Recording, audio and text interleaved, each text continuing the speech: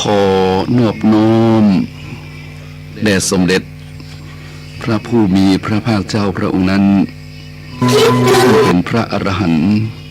ตรัสรู้ชอบเป็นผู้รู้ผู้ตื่นผู้เบิกบานได้ด้วยพระองค์เองขอนอบน้อมเคารพบูชาพระธรรมคำสั่งสอนของพระบรมศาสดาพระสัมมาสัมพุทธเจ้าพระองค์นั้นโดยเสียงโดยเกล่าวขอไหว้สาพระสงฆ์องค์ข้าเจ้าพระเถรานุเถระพระสังฆาธิการครูบาอาจารย์สมภารท่านเจ้าทั้งหลายด้วยความเคารพนอบน้อมบูชาในสัมมาปฏิบัติจุตนเจ้าองค์นะครับเมืองไทยอิสระแท้สง่างามองค์กษัตริย์แห่งสยามเทิดไว้องค์ราชินีตามรอยบาทองค์นาขอเทพปกปักไทยอยู่คุ้มเย็นเสียนไทยไม่รักไทยแล้วใครจะรักไทยผูกสมานสมัครแน่นแฟ้นเหนือใต้ฝ่ายฟูมฟักควรรักกันนารักมุ่งทั้งแว่นแคว้นทั่วท้องถิ่นไทยธรรมบรรณาการจากหนังสือคำโครงจะลงใจหนังสือที่ระลึกงานพระราชทานเพลิงศพพระพุทธวจนะวราภรณ์หลวงปู่จันทร์กุสโลหลวงปู่จันทร์กุศลมาเทียนเป็นพิมพ์ไว้เป็นประพันธ์ไว้อาตมานำมาอ่านให้ท่านหลายฟังมันได้อรรถรส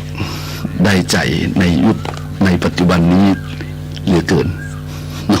ไทยไม่รักไทยแล้วใครจะรักโอ้ไทยผูกสมานสมัครแน่นแฟ้นเหนือใต้ฝ่ายฟูมฟักควรรักกันนารักมั่นทั้งแว่นแคว้นทั่วท้องถิ่นไทยสาธุต้องกราบขอบพระคุณหลวงปู่ผู้ประพันธ์ไว้ด้วยนะครับเป็นมรดกธรรมอันยิ่งใหญ่ขอไหว้สาบารมีธรรมครูบาอาจารย์พระเถรานุเถระทุกปีในน้องทั้งหลายด้วยความเคารพรักในสมาปฏิบัติจุตนจงนะครับขอความสุขความเจริญในธรรมจะมีแก่ญาติโยมท่านสาธุชนทั้งหลายวันนี้รายการธรรมะสว่างใจธรรมะเพื่อการสืบสารและเพิ่มแรงบันดาลใจวัดชัยสถานป่าเสาน้อยตำบลสันปุเลยอำเภอเกิดจังหวัดเชียงใหม่ก็มาพบมาปะกับท่านทั้งหลายทั้งวันหนึ่งวันนี้ก็เช่นเดียวกันถึง2 สถานีญาติโยมทั้งหลายนะสถานีวิทยุพระพุทธศาสนาและจะทำจังหวัดเชียงใหม่คลื่น FM 96ซึ่งท่านทั้งหลายกำลังเปิดฟังอยู่นี้เนาะและมาครึ่งนึงนั่นก็ของวัดไฟหินนะสถานีวิทยุคลื่นเพื่อการศึกษาพระพุทธศาสนาและวัฒนธรรมวัดไฟหิน 104.5 เมกะเฮิรตซ์อำเภอเมืองจังหวัดเชียงใหม่ทั้ง2รายการทั้ง2สถานีนี้ญาติโยมหลายเป็นสถานีพระพุทธศาสนาช่วยกันนะช่วยกันแสดงออกมาซึ่งความรักชาติศาสนาพระมหากษัตริย์มีธรรมะเป็นตัวตั้ง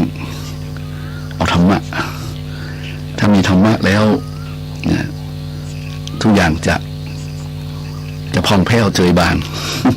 ญาติโยมหลายถ้ามีธรรมะแล้วนี่ทุกอย่างจะพองแผ้วเจยบานที่อุ้ยก็เพราะว่าเอาหันแล้วทุกวันนี้เนาะยิ่งปัจจุบันนี้สมัยทั้งโลกเลยโยมทั้งโลกแต่ลืมไปแต่ก่อนอื่นต้องขอบคุณเนี่ยทั้ง2สถานีนะครับทั้งขึ้น96กับหลวงพ่อพระธรรมเสนาบดีนะครับผู้ทำพร้อมด้วยเจ้าหน้าที่ทุกฝ่ายในทางวัดไฟหินนะครับท่านพระสมุวิศวัตวรกิจโจนะครับนี่ต้องขอบคุณนะครับที่ช่วยเหลือที่อาจารย์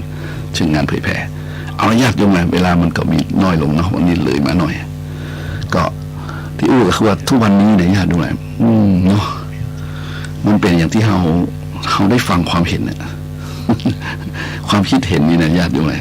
โอ้ต่างๆนานาสารพัดสารพันนะโลกก็กำลังเดือดกำลังร้อนน้ำแข็งก็กำลังละลาย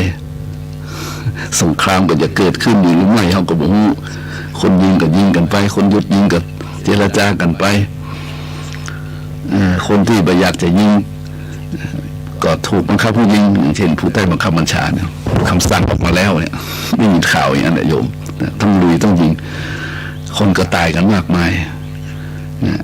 โรคภัยไข้เจ็บก็เกิดขึ้นคนก็เคียนฆ่ากันเหลือเกินญาติโยมหลายคนก็ยังห่างไกลความเจริญมาอู้ดังๆเลยนะอู้ดังๆเลยในสถานีรายการนี้น้อยนี่ว่าคนห่างไกลความเจริญเหลือเกิน อย่าคิดว่าอยู่ใกล้ความเจริญนะอันนี้อู้ถึงความเจริญทางจิตทางใจเด้อคนทั้งหลายในโลกนี้กำลังจุดมากมายนะแทบจะหาเหตุผลมาได้ฮะก็เลยสับสนวุ่นวายนะ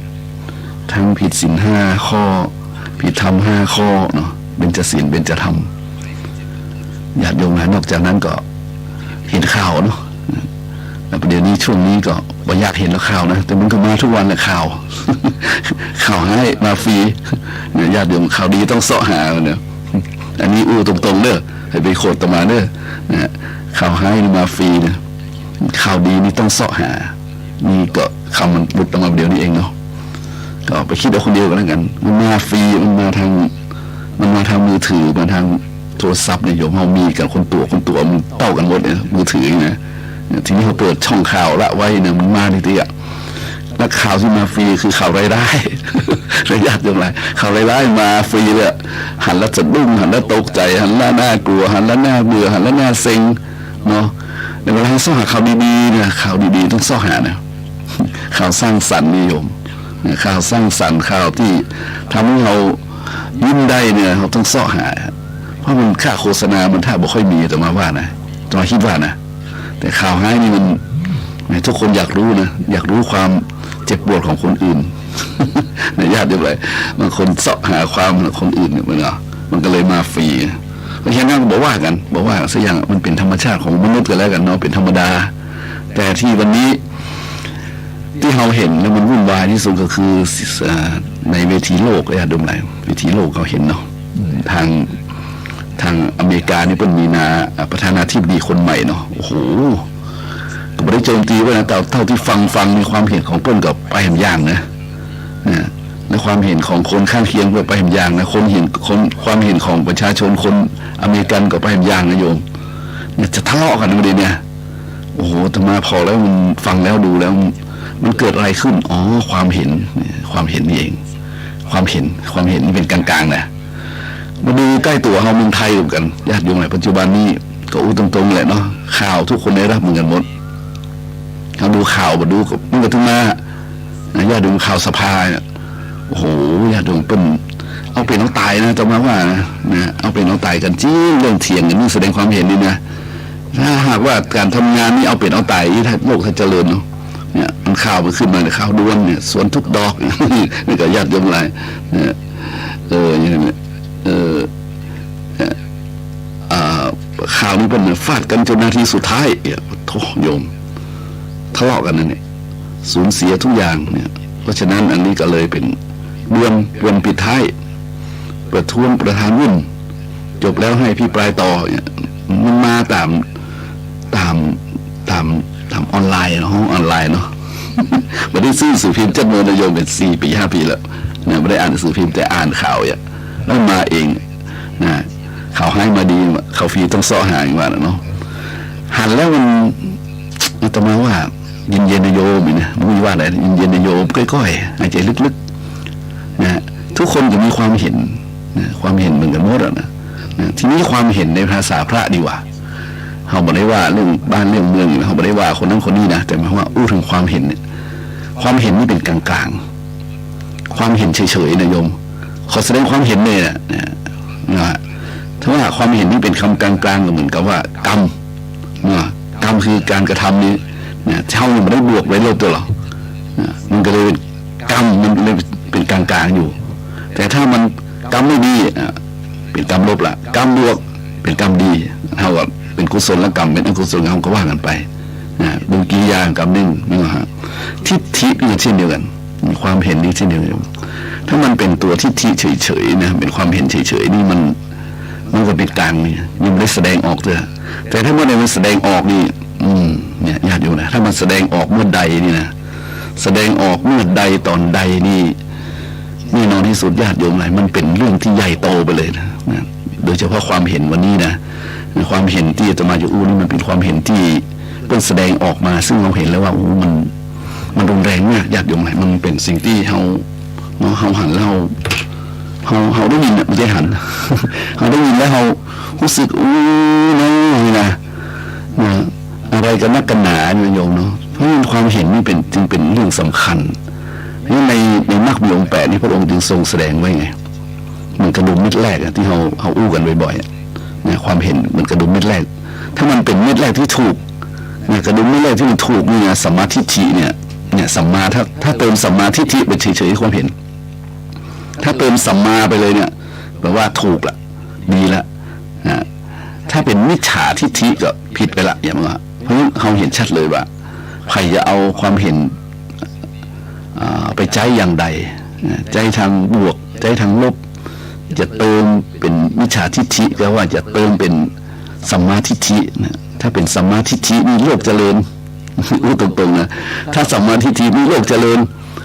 แต่ถ้าว่าเป็นมิจฉาทิฏฐิโลกเสื่อมทันทีแหละหนูนะอาตมามีความเห็นว่าถ้ามันเห็นพิษนี่มันอย่างบ้านเฮาเมืองเฮาว่าเห็นกงจักรเป็นดอกบัวเมื่อเห็นกงจักรเป็นดอกบัวมันตายแล้วโยมนี่นะนี่ถ้าเห็นกงจักรเป็นดอกบัวเมื่อใดเนี่ยสภาพจิตใจของคนเฮานี่หรือคนที่เห็นอย่างนั้นนี่ร่วมจมนะเพราะมันทวนกระแสแห่งธรรมคือเห็นผิดไงนี่คนใดถ้าเป็นมิจฉาทิฏฐิเนี่ยมันกับญาติโยมอะไรมันไปเลยนะมันไปเลยนะเพราะฉะนั้นถ้าเป็นสัมมาทิฏฐิมันเห็นถูกมันก็ดีขึ้นเลยนะโยมเนี่ยเขาอู้ตรงง่ายๆหนูต้องไปคิดนักนะเป็นต้องอธิบายนักแล้วว่าความเห็นนี้จึงสำคัญนะคุณจะเห็นถูกหรือเห็นผิดหรือไม่เท่านั้นในทางทฤษฎีเนี่ยทางภาษาเนี่ยความเห็นในทางพุทธศาสนานี่ก็มีอยู่นั่นแหละมีอยู่จะตีนมาบอกนะความเห็นมันก็มีความเห็นถูกและความเห็นผิดนั่นแหละเนี่ยญาติโยมอะไรถ้าเห็นผิดก็เป็นอย่างที่ว่าเห็นถูกก็เห็นที่ว่าแหละถ้าเห็นถูกนี่เห็นถูกคือเห็นตามธรรมทำนองครองธรรมเห็นถูกตามกฎหมายบ้านเมืองเห็นถูกตามสภาวะแห่งธรรมดีกว่าเนาะเพราะว่าความเห็นที่ตามสภาวะแห่งธรรมคือตามความเป็นจริงคิดเช่นว่าโลกนี้บ่เที่ยงนี่เนาะโลกนี้บ่เที่ยงแท้แน่นอนเป็นอนิจจังทุกขังอนัตตาโลกนี้เป็นอนิจจังเอาง่ายๆนี่เห็นชัดดีนะโยมเนาะอันนี้เรียกว่าความเห็นนี่มันพอว่าพอเข้าใจแล้วว่ามันบ่เที่ยงมันบ่เที่ยงแท้แน่นอนนะฮะเนี่ยอันนี้เห็นชัดเลยแต่ถ้าว่าเห็นว่าไม่เที่ยงเห็นว่าเที่ยงนี่นะโยมเห็นว่าสิ่งนี้มันเที่ยงมันเป็นสิ่งที่จีรังยั่งยืนนะมันเป็นนิจจังนะมันเป็นนิจจังคือมันเป็นสิ่งที่แท้แน่นอนนี่นะแต่ว่าโอ้มันคนอาจจะยึดมั่นถือมั่นมากมายนะอาจจะบักคลายทิฏฐินะเพราะฉะนั้นคำว่าทิฏฐินี่แหละนะญาติโยมอะไรถ้าไปเติมมานะเข้าไปใส่แบบนี้โอ้โหเป็นมานะทิฏฐิเลยอย่างเดี๋ยวนี้มันมาลงตัวเพราะมานะทิฏฐินะญาติโยมอะไรมานะทิฏฐินี่นะ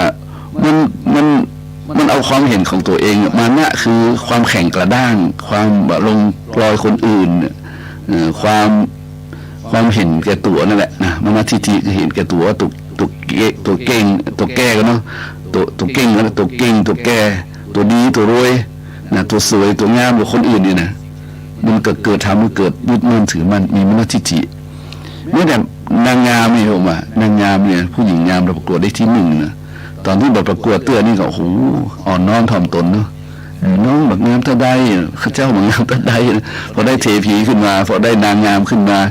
อะไรโยมเกิดทิฏฐิมานะคิดว่าตัวงามแล้วก็มีนะโยมทุกคนอย่างนี้เหมือนคนทั้งหลายเหมือนกับคนธรรมดาเนี่ยถ้าบ่ได้ยศไม่ได้ตำแหน่งก็เลยคิดว่าผมไม่มีอะไรหรอกพอได้ยศได้ฐานะขึ้นมาแล้วปะทุญาติโยมบางทีเกิดมานะทิฏฐิอันนี้อธิบายเห็นนะว่าเป็นมานะทิฏฐิถือตัวอย่างเงี้ย มันเป็นมานะทิฏฐิข้าดีกว่าคนอื่นข้างามกว่าคนอื่นข้าเก่งกว่าคนอื่นข้ารวยกว่าคนอื่นข้ามีพวกบริวารมากกว่าคนอื่นเนี่ยข้ามียศถาบรรดาศักดิ์สูงกว่าคนอื่นเอาเข้าข้าอายุสูงกว่าคนอื่น นี่ก็โยมก็เลยเกิดเป็นมานะทิฏฐิเนี่ยอันมานะทิฏฐิเกิดขึ้นแล้วมันกัดด้างเลยนะในทางพระพุทธศาสนาเป็นบอกว่าสักยทิฏฐิเนี่ยนะโยมถือว่าตัวเองกีรังยั่งยืนนี่นะมั่นตึงเลยนะคือมั่นตัวตึงนะมั่นตัวตึงโดยมั่นยึดมั่นอัตตาตัวตนไม่ยอมอ่อนโยนสักอย่างเนี่ยนะไม่ยอมฟังความเห็นของคนอื่นเนี่ยก็เลยกลายเป็นยึดมั่นถือมั่นเป็นว่าสักยทิฏฐินะเมื่อเกิดสักยทิฏฐิขึ้นมาแล้วเป็นใดเนี่ยญาติโยมหลายเห็นที่มันเถียงกันตึงทั่วโลกเนาะทั่วโลกเลยเนาะทั่วโลกมันเถียงกันนะมันเถียงกันความเห็นมันเถียงกันฮะบางคนก็บางคนเป็นสัมมาทิฏฐิมาก็นั่งฟังมันนะเป็นสัมมาทิฏฐิก็พยายามจะให้มันเป็นกลางๆนะเพราะว่าสัมมาทิฏฐินี่มันเป็นความเห็นที่ตรงเนาะกว้างๆกลางๆเป็นเรื่องดี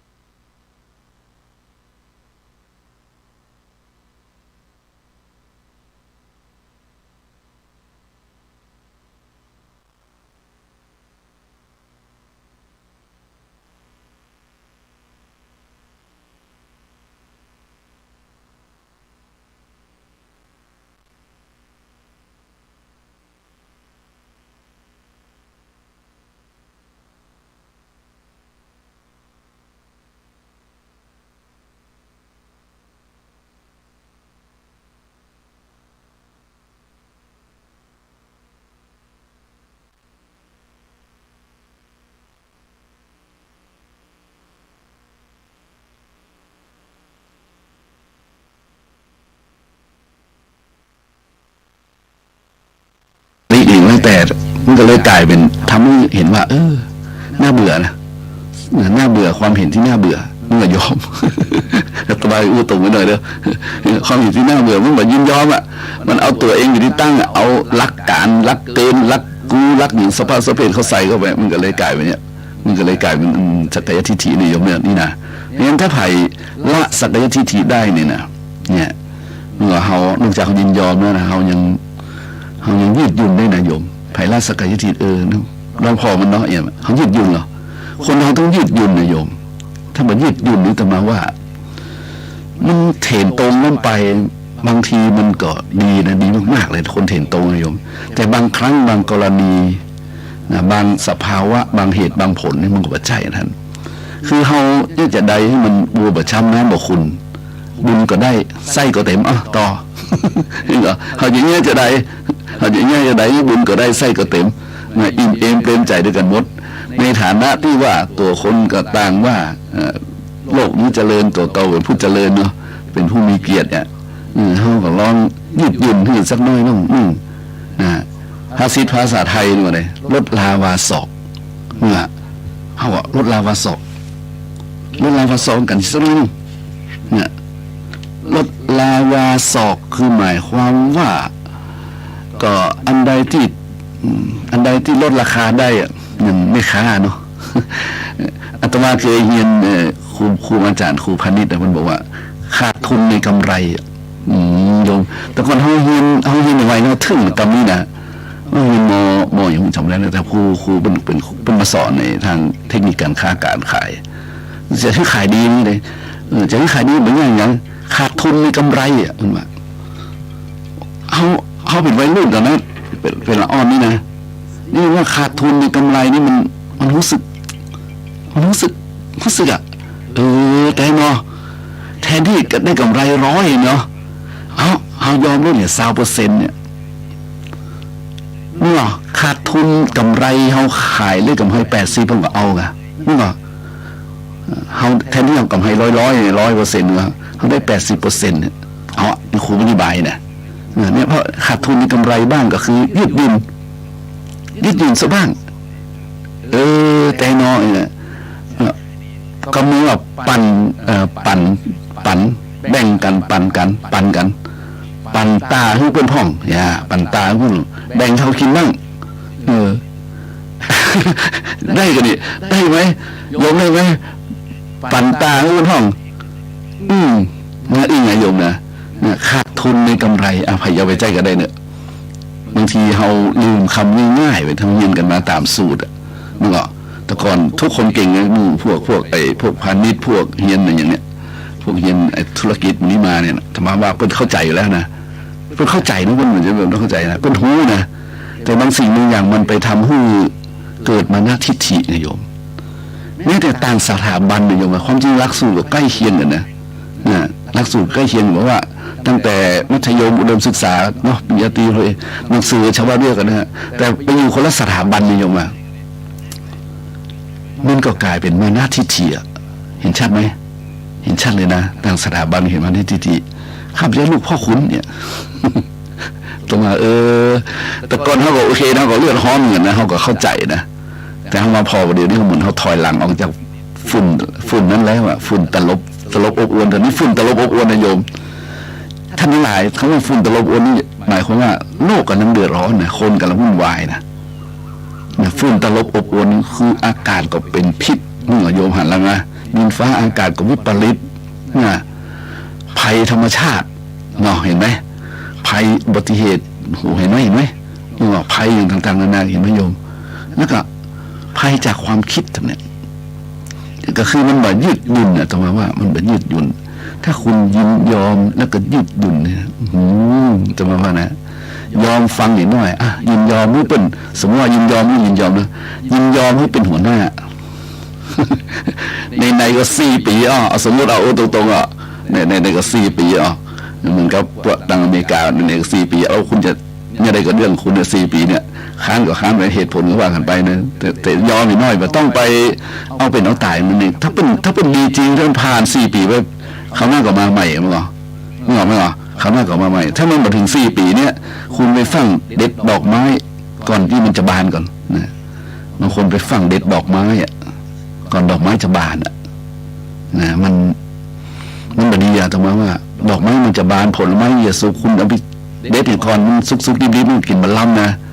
เพราะฉะนั้นก็ยินยอมไปก่อนยินยอมก่อนดูไปก่อนถ้ามันบอกถึงขั้นคอขาดบาดร้ายแรงจนหมดถึงขั้นตายด้วยนะหมดชิบหายด้วยนะสมมติตุ้งถงเลยโยมก็ลองดู4 ปีมันเนี่ยก็เอากันมาแล้วนะ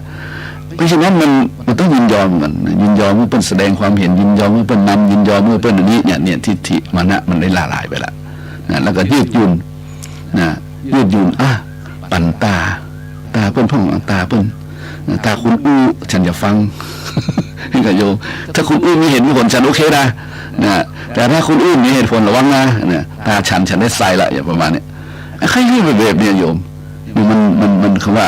ธรรมะนี่มันเจ๊ว่าเอามาเพื่อเอาชนะกันนะธรรมะนี่นะมันเจ๊มาเพื่อให้โยมคล้อยตามมันเจ๊นะโยมธรรมะนี่เพื่อไปคิดต่อยอดคิดได้ก็ดีไปคิดมาได้ก็ปวดหัวคนเดียวแล้วให้กับโยมเพราะฉะนั้นนี่คือความเป็นสิ่งที่เรียกว่าละความเห็นผิดละความยึดมั่นถือมั่นได้นะมันเป็นผลของการปฏิบัติมากกว่านั้นสรุปก็คือธรรมะคือการปฏิบัติถ้าบอกธรรมะคือคุณากรเหรอใช่ธรรมะมีคุณอย่างนี้แต่ธรรมะเราต้องนำไปใจในทางปฏิบัติอย่างเงี้ยเราประชุมอยู่ในสภากันนี้เราอยู่ในตัวกันในโลกนี้ก็ดีเนาะเอาว่าโอเคตกลงท่านฉันจะยินยอมท่านนะครับคือท่านคือท่านปกครองคือท่านนำ3-4 ปีนี้เนี่ยตาท่านญาติโยมเลยฉันก็ยืดอยู่นะยืดอยู่โดยมีธรรมะเป็นบรรทัดฐานเป็นทางสายกลางเป็นทางสายกลางเป็นธรรมะที่อยู่ตรงกลางนะคือตรงกลางนะถ้าท่านเห็นดีเห็นงามท่านทำดีทำงามโอเคประมาณเนี้ยเขาก็ยืดหยุ่นให้โอกาสให้เวลาไงโยมถ้าอย่างนี้มันจะค่อยๆเติบโตมันค่อยๆเจริญนะมันค่อยๆเจริญนะแล้วก็ตามเรื่องคำว่ายกย่องเนี่ยครูบาอาจารย์นักเทศทั้งหลายมันใจคำนี่นะจงยินยอมซะบ้างจงยืดหยุ่นซะบ้างแล้วก็จงยกย่องจงยกย่องยกย่องคือการให้เกียรติกันดินี่นะฮะให้เกียรติกัน ถ้ามันให้เกียรติกันนี่ต่อมาว่ามีทางพระพุทธศาสนานี่เป็นยังสอนตั้งแต่ในครัวเรือนเลยว่าสามีภรรยาต้องให้เกียรติกันเนี่ยเห็นไหมในที่ปฏิบัตินะคุณธรรมระหว่างสามีภรรยาต้องให้เกียรติกันนะต้องไว้วางใจกันต้องยกย่องกันเนี่ยง่ายๆเนี่ยมันต้องไว้เอานักละต้องนักละโยมให้เกียรติเปิ้นเฮาลองสังเกตดูเปิ้นให้เกียรติเฮาไว้โยมอ่ะเฮาไม่ได้โอ้สบายใจเว้ยเมื่อไปในสภาไปในสังคมมันอาตมาที่มันเรียกว่าสภาที่เป็นกำลังเถียงนี่มันนะมันว่าไปที่ชุมชนนะไปที่สภาใดวัดก็เป็นสภาเหมือนกันโยมถ้ามีว่าเต้ทำนี่นะธรรมสภาเนี่ยโยมใช่หรอธรรมสภาเนี่ยเขาต้องให้เกียรติคนเทศอย่างโยมไปฟังเทศไม่ให้เกียรติพระเทศใช่ไหมท่านทั้งหลายบัดนี้ในเวลาฟังพระธรรมเทศนาแล้วเด้อขอท่านทั้งหลายจงตั้งอยู่ในอาการสงบเพื่อเคารพในพระธรรมเห็นไหมเคารพในพระธรรมคือต้องเงียบสงบดิมันอย่าว่าคุยกันจ๊อกเจ๊กจอแจคุยกันเรื่องการบ้านการเมืองกันลังฟังเทศอยู่ว่าแล้วตะวันฉายมันถึงโดนสักวัน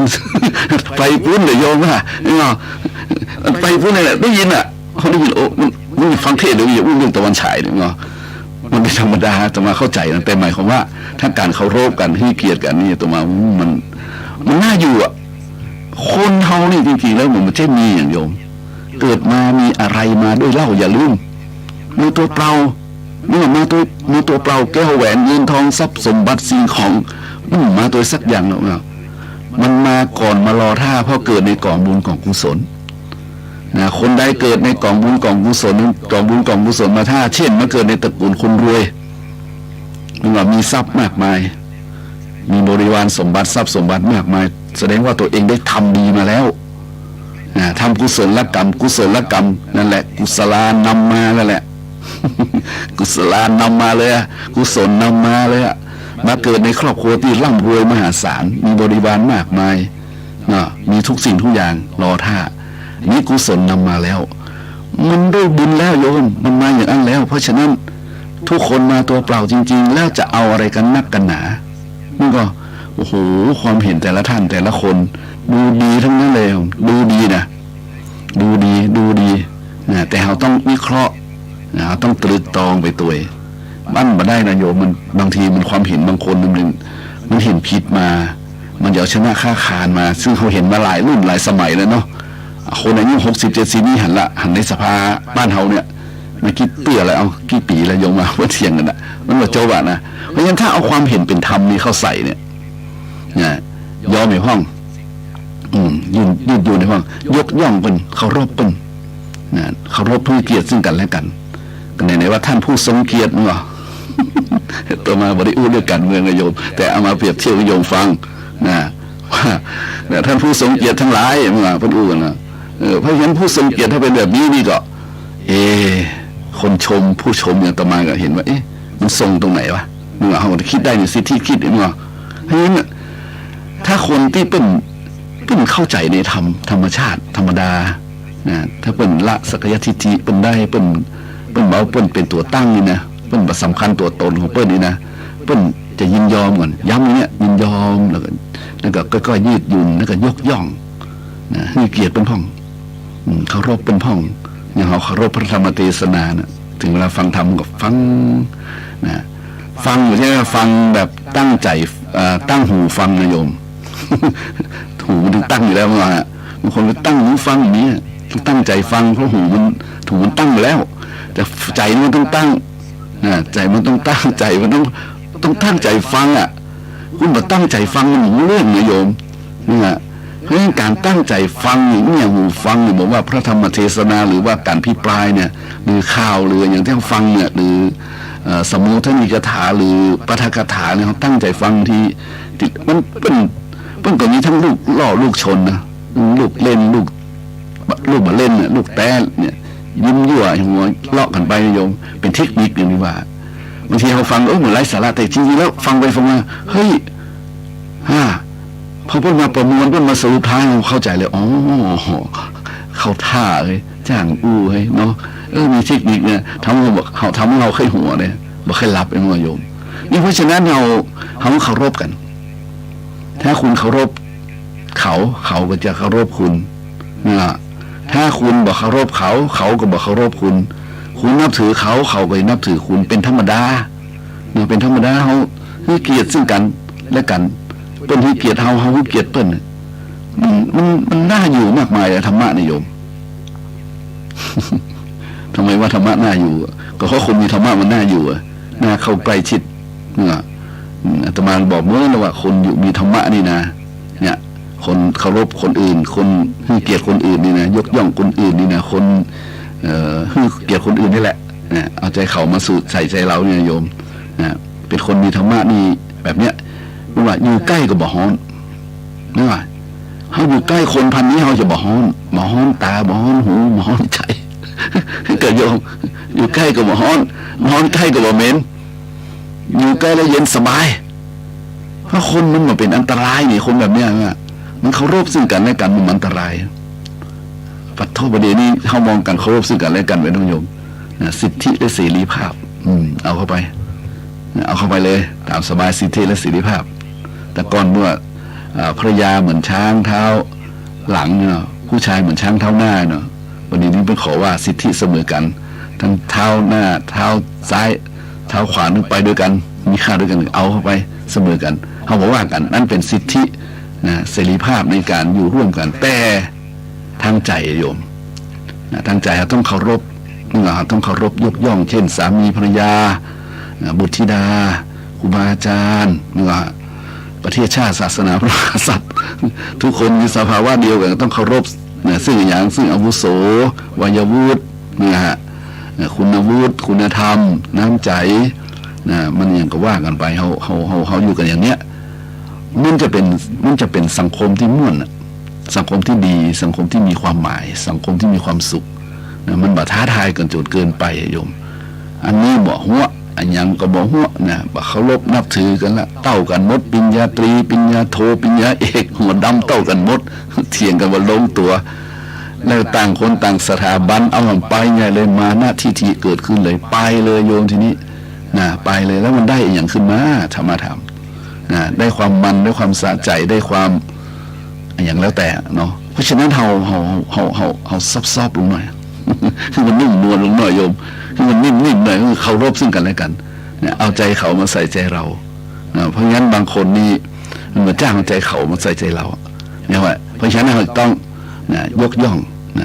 แล้วมันยิ้มแย้มเลยมันมี3-4 ยอเนี่ยยอพวกนี้นะครูบาอาจารย์เรื่องมาเต้แต่ก็เมื่อละคนอยู่ร่วมกันเนี่ยต้องอย่างต้องยินยอมต้องยืดหยุ่นต้องยกย่องบางคนว่าต้องเยินยอด้วยก็ดีชอบยอหรอแล้ววันนี้สมมติต้องยิ้มด้วยกันเนี่ยยิ้มแย้มแจ่มใสกันต้องยิ้มให้กันเหมือนเรื่องเป็นเล่าในธรรมบท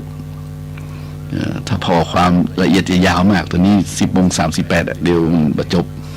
เอาสรุปย่อเรื่องนี้มีอยู่ว่ามีอุบาสกคนหนึ่งอุบาสกคนนี้ใจดีสู้เสือได้เลยโยมยิ้มแย้มแจ่มใสที่ใจดีมากเลยไปฟังธรรมเทศนาของพระสัมมาสัมพุทธเจ้าพระพุทธเจ้าบนเทศนาธรรมเรื่องอย่างมู่นั้นนะแต่สรุปว่าพระเจ้าบนชี้เห็นว่าคนเฮาเนื้อที่มีอยู่ปัจจุบันได้เนี่ยที่มีทรัพย์สมบัติรูปงามสวยรวยทรัพย์นับปัญญาวันนี้นะมีลูกมีหลานบริวารเหล่านี้นะมีมาเพราะบุญกุศลเนี่ยคนเฮานี่เวียนว่ายแต่เกิดนี่ประมาณนั้นนะบางคนเกิดมาแล้วโหนะที่เป็นอย่างนี้ก็เพราะอย่างเพราะว่าตัวเองได้ทำบุญมาคือได้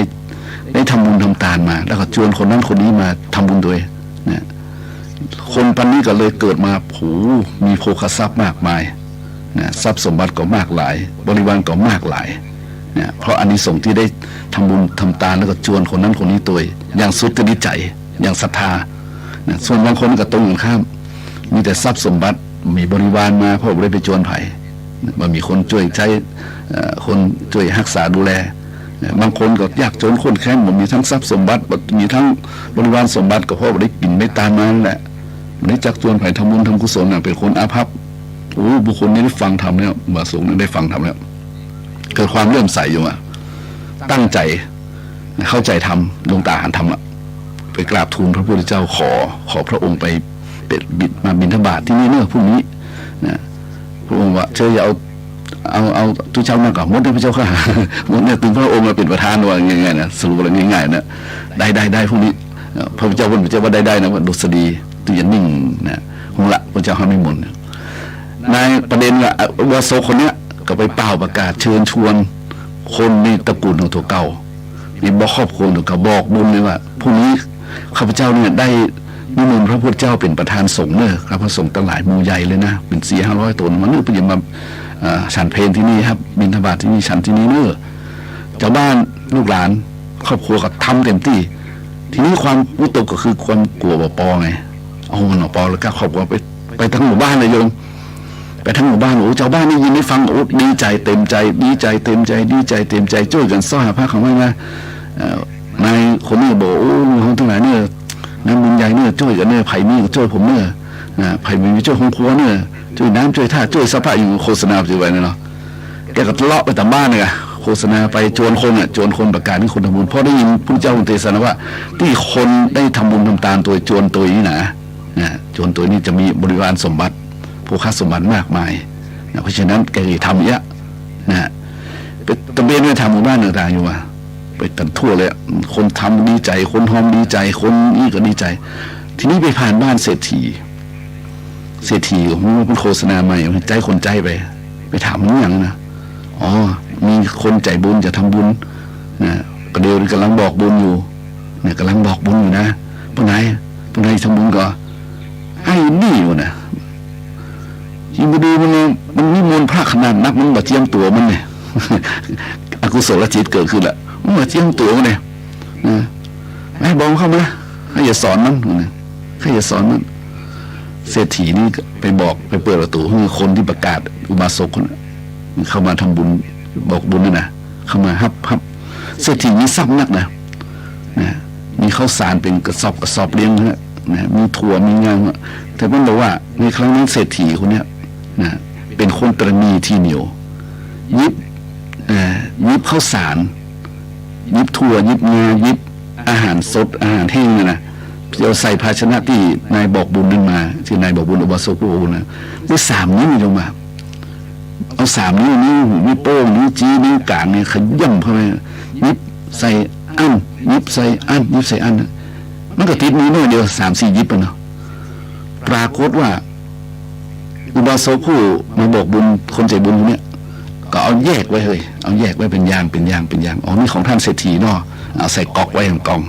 อันนี้ใส่ของท่านเศรษฐีเนี่ยของคนนี้เอาลงหูนะแล้วก็ขอบคุณนะครับท่านเศรษฐีก็ไปเศรษฐีหันอันนี้มันแบ่งอย่างมันแบ่งข้างมันนู่นนี่มันแบ่งไว้เป็นตี้มันมาปนคนอื่นมาก็เลยใจลูกน้องไปเฮ้ยตัวไปสูงตัวเองมาแล้วมันเมื่อใดนะคนใจก็ตัวไปก็ปรากฏว่าเวลาปรุงหุงข้าวทั้งหลายทั้งปวงเวลาปรุงหุงแกงทั้งหลายทั้งปวงอุบาสกคนเนี้ยที่ไปบอกบุญเนี่ยเอาของเศรษฐีมาเอาข้าวสารไปใส่อันนั้นอย่างเหม็น เอาถั่วไปใส่ได้อย่างเหม็นนี่เยอะตัวอย่างโยมเรื่องเอียดยาวเยอะมากเลยเนี่ยแล้วก็เอาเนี่ยใส่ที่ลิ้นที่สลิมเขาเอาไปสมเป็นหัวเชื้อเราบอกหน่อยเดี๋ยวเป็นของเศรษฐีนะบอกให้ทำนี่เป็นแกหัวโหเศรษฐีคนนี้มีทรัพย์มากไงแต่มันมีศรัทธาด้วยแกก็ทำไม่ได้ใส่บริสุทธิ์เนาะอันนี้ของท่านเศรษฐีใส่นี่ใส่อันหัวเชื้อมันน้อยหัวเชื้อมันน้อยนะจนทั่วทีนี้ถึงเวลาถวายก็ก่อนจะถวายนั่นลูกจ้างคนใจกับปิกบ้านไปบอกเป็นไงนะเป็นไงห้องได้คว้างมาได้เองเนาะอ๋อผมหันไอ้บาซกนะไอ้บาซกไอ้คนใจบุญเนี่ยนะเอาของพ่อนายเหมือนใส่หัวเจี๊ยน้อยกล้าเนาะมาส่งรถกล้าล่ะมันขึ้นอยู่ในของมันเนาะไปละเศรษฐีไอ้นี่มันถ้าอย่างสักอย่างมันต้องมีแผนสักอย่างเนี่ยมันความเห็นในโยมมันเป็นบวกเป็นลบได้ขนาดนั้นเลยเนี่ยความเห็นของเศรษฐีไปอย่างความเห็นของนายใจบุญนี่ไปอย่างละนายใจบุญจะเห็นว่าใดมั้งวะแต่คนเศรษฐีเนาะโอ้ยนี่มันต้องมีแผนร้ายแน่นอนไอ้นี่ต้องมีแผนร้ายแน่นอนเอาเนี่ยได้เวลาพวกนี้เองไปตัวเนี่ยไปตัวกันเนี่ยที่อันที่เป็นถวายพระวันเวลาก็ผ่านนะเวลาก็ผ่านไปแจ้งมาเพื่อพระพุทธเจ้าเพื่อก็มานี่ก็มาเข้าปลาอาหารมาพร้อมหมดทุกอย่างพร้อมหมดแล้วเศรษฐีมาตัวอยู่มา มันจะมาด้วยจิตกุศลนะมาด้วยกฤษทำอันหนึ่งคือมีดพกสมัยโบราณพกมีดเศรษฐีพกมีดมาเลยถ้ามันบดีแก่ข้าว่าให้ข้าอย่างนั้นอย่างนี้ว่าข้าคิจิตานีทีเดียวนะข้าจะกระซวกมันได้มีดเลยอกุศลจิตคิดบดีโยมอกุศลจิตมันเกิดขึ้นแล้วมันว่าให้ข้าน้อยเดียวมันต่ำนิติเตียนข้าน้อยเดียวนี่นะข้าจะกระซวกเลยนะจะต่อหน้าภัยว่าสนใจนั้นอมิตมันเกิดขึ้นไงความมืดนี่มันเกิดขึ้นไงอกุศลจิตเนี่ยโทสะมันหายโมหะปิดบังหมดหมายว่าถ้าคุณพูดผิดนะฉันจะพิชิตชีวิตคุณเลยว่าง่ายๆตรงนี้ถึงเวลาถวายเนี่ยถึงเวลาถวายพระเจ้าเพิ่งว่าการถวายนี่การนี้เป็นประกาศเนาะเป็นประกาศในเศรษฐีในอุบาสกโอ้ข้าแต่พระองค์เจริญบัดนี้ข้าพเจ้าได้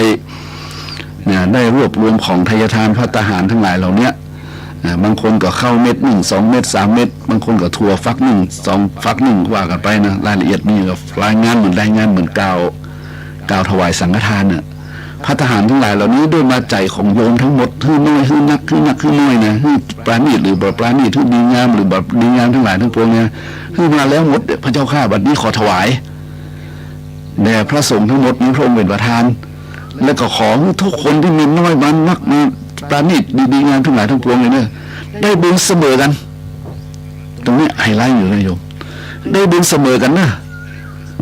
ทุกคนเนี่ยจะคือนักก็ดีน้อยก็ดีปราณีตก็ดีหยาบก็ดีนะคือทันทีก็ดีคือจ้าน้อยก็ดีนะขอให้มีบุญเต้ากันให้ได้บุญเต้ากันทุกคนทุกท่าน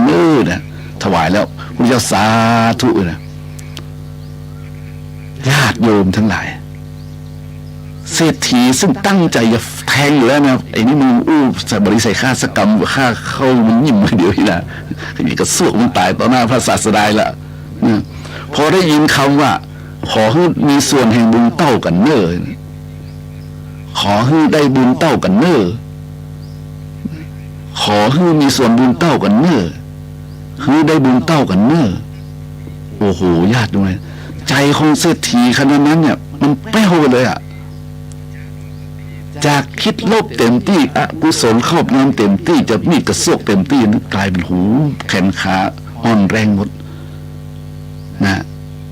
เพราะว่าเศรษฐีจะได้ไปการไปหาไอ้พวกนั้นคือที่มาไก่เราอยู่ต้องตั้งหลังแหละนะการไปหาหนุ่มปีนอ่อนนี้อ่อนหมดยกนี้คุกเข่ากล้าปะโยมคนแก่เศรษฐีมีเงินแต่ว่านี่เป็นเศรษฐีอาหังการมาหน้าทิฐิอย่างมากเลยนะเอาวันนี้เป็นอ่อนบลอปแป๊บนะอ่อนบลอไปพระเจ้ากระยมเป็นอ่อนยวบหมดเลยนะเอาทีนี้ยังไงนะกราบอย่างพ่อเศรษฐีโอ้พ่อเศรษฐีขอโทษขอโทษยังขอโทษโอ้ผมไม่ได้คิดจริงเลยพ่อเศรษฐีผมไม่ได้คิดจริงเลยนะผมทำด้วยใจบริสุทธิ์เนี่ยผมศรัทธาในพระองค์พระสัมมาสัมพุทธเจ้าด้วยผมที่ให้ตาเนี่ยแล้วผมก็แพ้บุญนี้นะผมอาจจะขอโทษพ่อเศรษฐีไม่ได้ต้อนรับเทคแคร์ใช้เหี้ยวอุปเลยโยมเนาะผมอาจจะไม่ได้อย่างที่คนโซเขาว่าเงินพอหน้าไม่ได้ไหวยกมือเนี่ยผมขอโทษด้วยเนาะเอามาเป็นยังเศรษฐีนี่กล้าประโยมผู้เจ้าถามว่าเป็นเรื่องอะไรอย่างกันนี่เนี่ยประมาณนี้เลยโยมเรื่องนี้พระเจ้าข้านี่แหละโยมนี่เล่าให้ฟังเนี่ยเล่าให้ฟังเป็นประเด็นนะที่เล่าให้ฟังบ่อยๆนี่ไม่ใช่มันนิทานเรื่องนี้มันยาวมันละเอียดมากแล้วเป็นลึกซึ้งมากโยมเป็นเล่ามันเป็น30-40 นาทีมันนะเรื่องนี้ละเอียดแล้วมีอัตชะรสชาติจะดีโยมมีทำให้เกิดความเห็นเลยว่าโอ้คนเฮานี้เห็นนี่สำคัญเลยบางคนมันก็คิดว่าโลกหน้าบ่มีเนาะอย่างเศรษฐีเนี่ยบ่เชื่อบาปบุญในโลกบ่มีเหตุบ่มีปัจจัย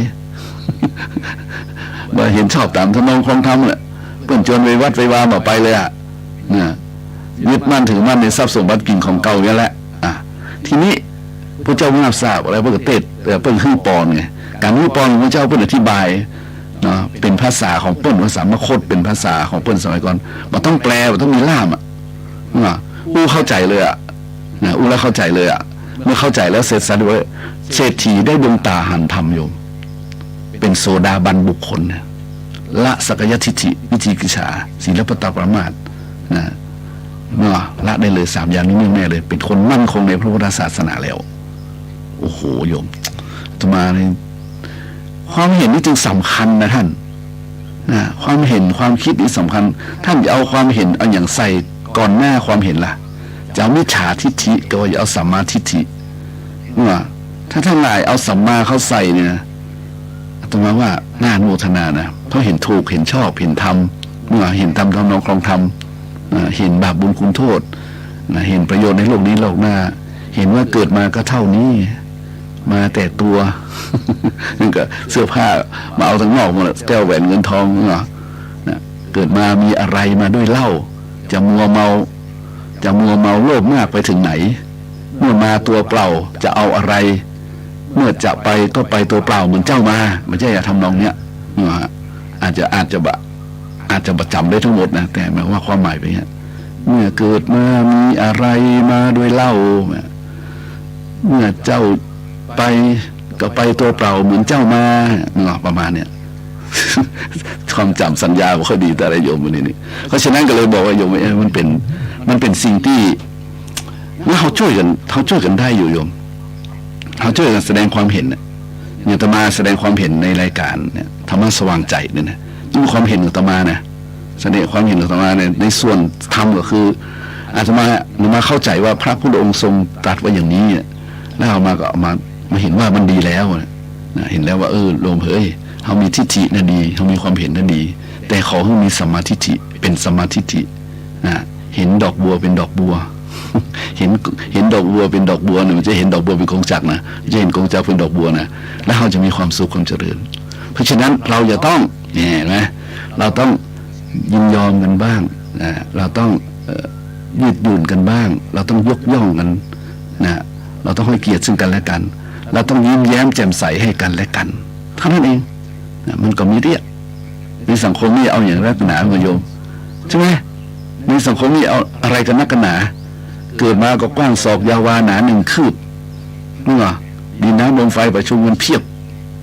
เป็นรูปเวทนาสัญญาสังขารวิญญาณผ่านการเวลาเป็นไงเป็นอนิจจัง ขณะที่กำลังเดินทางเป็นไงเป็นทุกขังมันเกิดขึ้นตั้งอยู่เป็นทุกขังนะตั้งอยู่ยาวนานมากบางคน10 ปี20 ปี30 ปี70 ปี80 ปีทุกขังนั้นเพราะอย่างพอผ่านวันนี้มันก็ไปตามสภาพของการเวลาเพราะเป็นอะไรเป็นอนัตตาเท่านั้นเองถ้าเห็นอันนี้แล้วทำไมว่าทุกคนจะยินยอมนะ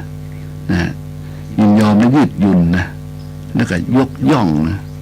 บัญญัติหยามซึ่งกันและกันบัญญัติหยามคนนั้นคนนี้บรรลุถูกโคตรตระกูลบรรลุถูกมินอะไรอย่างสยามนะแล้วก็ยิ้มแย้มแจ่มใสจิตใจเบิกบานกินตาลห่วมกันสวรรค์บนดินมีศีลมีธรรมทั่วหน้า สุขสวรรค์กับโยมว่าใช่ไหมเพราะฉะนั้นวันนี้ต่อมากับเรื่องนี้โยมฟังเนาะถึงเวลา6-7 นาทีโยมนี้ถึงเรื่องความเห็นถึงเรื่องนี้โยมฟังเนาะโยมฟังได้ก็เข้าใจได้ต่อมาก็ดีใจตัวเองโทรมาได้ไม่โยมไม่เปิดสาย053-114-332นะ053-114-332ที่นี่รายการธรรมะสว่างใจธรรมะเพื่อการสืบสารและเพิ่มแรงบันดาลใจวัดชัยสถานออกทางสถานีวิทยุขึ้น FM 96นะและก็ขึ้น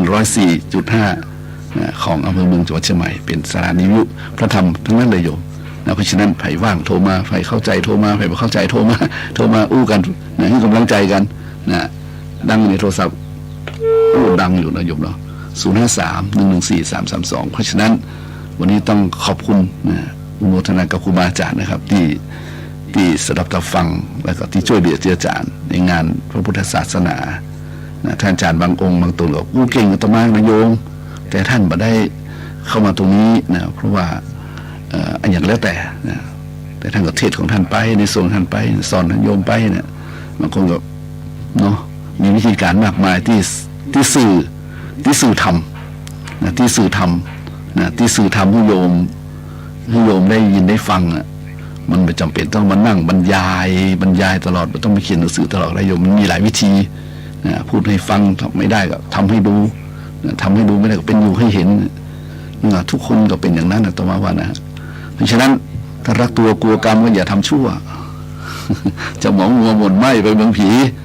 เนี่ยพึงรีบทำแต่กรรมที่ดีๆจะได้มีความสุขพ้นทุกข์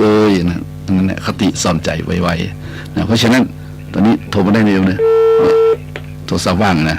053-114-332เนาะไม่โยมมาโทรมาเป็นอย่างตมาอู้ต่อมาว่าตะกี้นี้ได้อัญเชิญคำโครงของหลวงพ่อนะ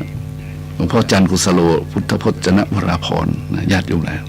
ตมาซึ้งใจเลยมันเปิดเจอตะกี้นะไทยไม่รักไทยแล้ว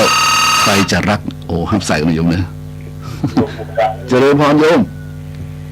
ส่งมาจากประเทศเมื่ออาจารย์ครับว่าไงครับดีมากๆเลยเพราะว่าญาติโยมบางคนจะเข้าใจเรื่องเจตนาหรือเรื่องทางการทำบุญเนาะครับจะเอา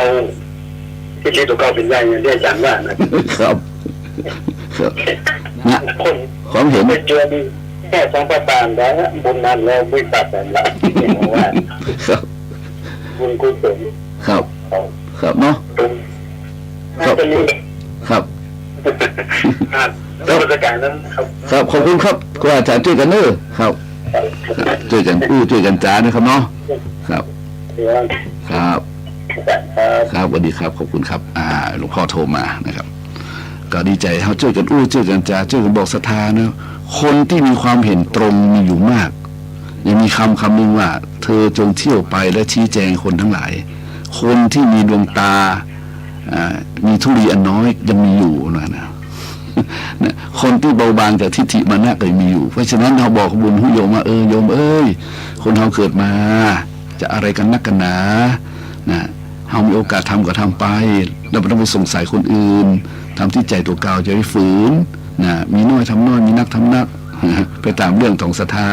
บัดเดือดร้อนเนี่ยมันก็จะค่อยๆคุ้นเคยกับการหื้อตานไปอย่างทุกเจ้าที่เป็นอู้ใดเนี่ยเพื่อนเป็นหื้อตานเลยนะหื้อตานนี่ไม่จำเป็นต้องไปโฆษณาประชาสัมพันธ์อย่างมากมายก็ได้หื้อได้หมดกุที่กุทางโยมเนาะฮับใส่กันเลยเจริญพรโยมข้าพเจ้าทานกับผูโอ้น้อยฟังอยู่นะเจ้าเจริญพรเนอะที่ฟังอยู่เนาะเจ้าคนที่เรียนมาลงตัวถ้าเป็นตัวนี้ถ้าจะลืมก็ถึงอายุเราทำนะครูเนาะโอ้มีหลายอย่างที่เขาลืมนอกจากอายุแล้วยังหลายอย่างหนึ่งไม่น้อยเนี่ยอันนี้ถูกใจนะท่านเนอะสาธุในไม่น้อยเนี่ยอนุโมทนาสาธุเนอะข้าพเจ้าเจริญพรโทรมาได้นิยมเนี่ย053-114-332ตัวนี้มีหลายน้อยนึงที่นู่นเป็นว่าก็ถูกเหมือนว่ามันให้ลืมอายุไปก็ใช่ฮะมันมีความประมาทนี่มันประมาทในอายุเนาะประมาทในวัยบางทียังข้ายังหนุ่มอยู่เว้ยเนี่ยข้ายังบะเท่าบะแก่ด้วยการทำบุญกินตามเป็นเรื่องคนแก่คนเฒ่าหรือเขาวัดที่หลังเนี่ยมันประมาทในวัยไปก็มีอยู่เรื่องหูตาเนี่ยมหาศาลศีลเที่ยวบอกภาวนาเที่ยวที่ไหนได้เห็นหน้าการเช้าสายตายสายสุขอยู่สบายบ่ายมื้อบ่ายยังรุ่นเริงกายนะเย็นยังอยู่หยอกลูกด้วยข้ามมามื้อดับศูนย์เนี่ยเพราะบุญมันหมดโดนหูตัวก็มีนั่นว่าประมาทในวัยบางคนมาแถมบอกมีโรคไข้เจ็บเตื้อยมาเอาโทรมาได้ในยมเนี่ย053-114-332นะ053-114-332เวลาไม่อยู่ยมที่ที่ก็เสริมป้าน้อยว่าบางทีเรื่องวัยนี่เป็นเรื่องหนึ่งประมาทในวัยประมาทในความบ่มีโรคภัยไข้เจ็บนะประมาทในชีวิตความเป็นอยู่ว่าสะดวกสบายอยู่นะไม่ก็โยมมันประมาทได้หลายอย่างวัยก็เป็นอย่างหนึ่งนะที่ลืมกินลืมตาลไปบางคนนี้เจ้าอยู่เนี่ยหับสายเดียมเนอะจะเริ่มพรนมัสการเจ้าค่ะอาจารย์ก็จะเริ่มพรโยมฟังแล้วค่อยสว่างใจเจ้าค่ะสว่างเลยเหรอ2 วันนี้เขาตะลึงตึ้งตั้งเขาใช้อารมณ์เหนือเหตุผลเอาใจตัวเก่าสารพัดขอชนะเจ้าค่ะขอแค่ชนะเจ้าค่ะชนะตัวเองชนะใจตัวเองตอนหลังก็เลยมันดีเจ้าค่ะยินยอมยืดหยุ่นยกย่องยิ้มแย้มแจ่มใสตรงนั้นมีแจ่มใส โยมไม่มีความรู้สึกว่าตอนที่มีโควิดหรือว่าตอนเราใส่หน้ากากนะเจ้าค่ะเวลาเห็นอะไรต่ออะไรโยมแม่บางทียิ้มในหน้ากากอะเจ้าค่ะไม่มีใครเห็นเห็นอะไรต่ออะไรเนาะคือยิ้มแบบใกล้ๆกับว่าน่าเอ็นดูเนาะน่าเยี่ยจะอั้นเลยคือยิ้มเพื่อเตือนตัวเองด้วยว่าอย่าไปเยี่ยจะอั้นยิ้มแย้มเลยยิ้มแย้มทั้งยิ้มแย้มเตือนตัวเองยิ้มแย้มตอบผู้อื่นพระอาจารย์ขอบพระคุณมากเลยเจ้าค่ะสัมมาทิฏฐินะเจ้าค่ะตั้งต้นเลยจ้ะวันนี้ทิฏฐิถ้าเป็นมิจฉาแล้วก็เอวังโดยประกาศราชนีบุญรักษาหายป่วยหายไข้เด้อจ้าคุณแม่จะเริญพรเวลาหมดเวลาวันนี้อาตมาขอนำรายการไปก่อนนะโยมเนอวันนี้อู้ถึงเรื่องทิฏฐิคือความเห็นเพราะฉะนั้นขอให้เป็นสัมมาทิฏฐิเป็นบุญกุศลทั้งหลายแล้วโยมวันนี้ต้องขอบพระคุณครูบาอาจารย์พระเถรานุเถระหลวงพ่อหลวงพี่ทั้งหลายที่รับฟังอยู่นะครับนอกจากนั้นก็มีญาติโยมทั้งหลายเนาะโดยเฉพาะทางสถานีเนาะขออนุโมทนาสาธุญาติโยมทุกคนทุกฝ่ายทุกกระบวนท่าทุกกระบวนการทุกจิตทุกพลังงานก็ขอให้กุศลคุ้มครองท่านทั้งหลายให้อยู่ดีมีสุขอายุมั่นขนยืนเหมือนกันทุกคนทุกท่านเทินเจริญพร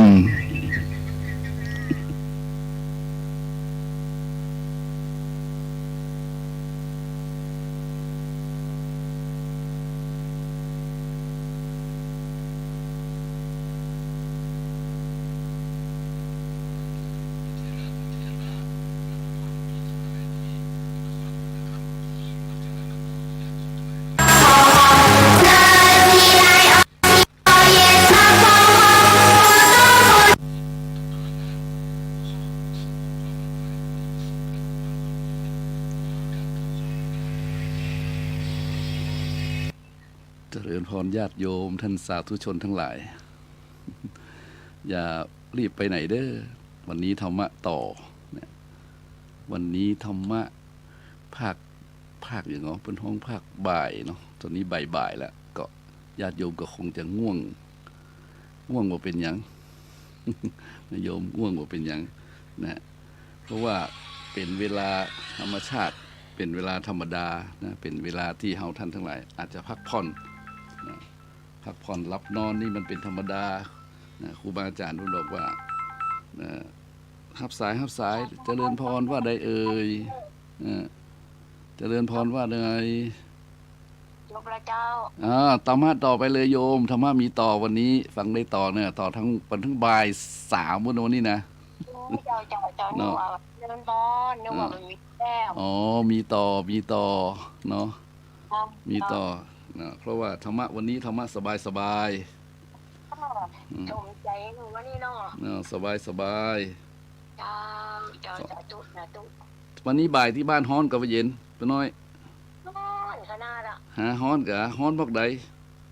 ฮ้อนดังแดดใจได้บ่ฮ้อนดีแล้วใจบ่ฮ้อนดีแล้วเนอะ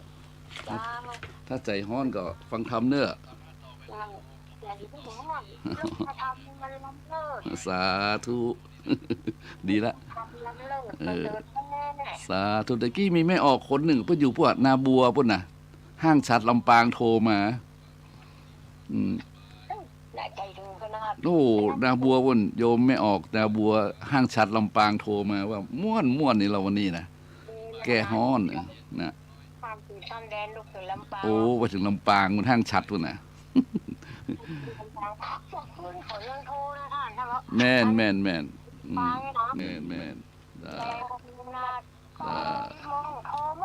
ได้เจริญพรได้ไม่น้อยเนอะที่เนอะฟังธรรมะต่อเดี๋ยวฟังต่อเนอะจะเจริญพรเนอะตอนเช้าการเริ่มต้นแห่งวันสายเที่ยงตะวันหันสู่ฟ้าตอนบ่ายเริ่มผกผันแสงหลุบตกค่ำแสงที่จ้าลดร้อนเป็นเย็นชีวิตมนุษย์ก็คล้ายทานวัน เปรียบเด็กวัยเจริญพันธุ์ดุจเช้ายามหนุ่มสู่วัยชะกัน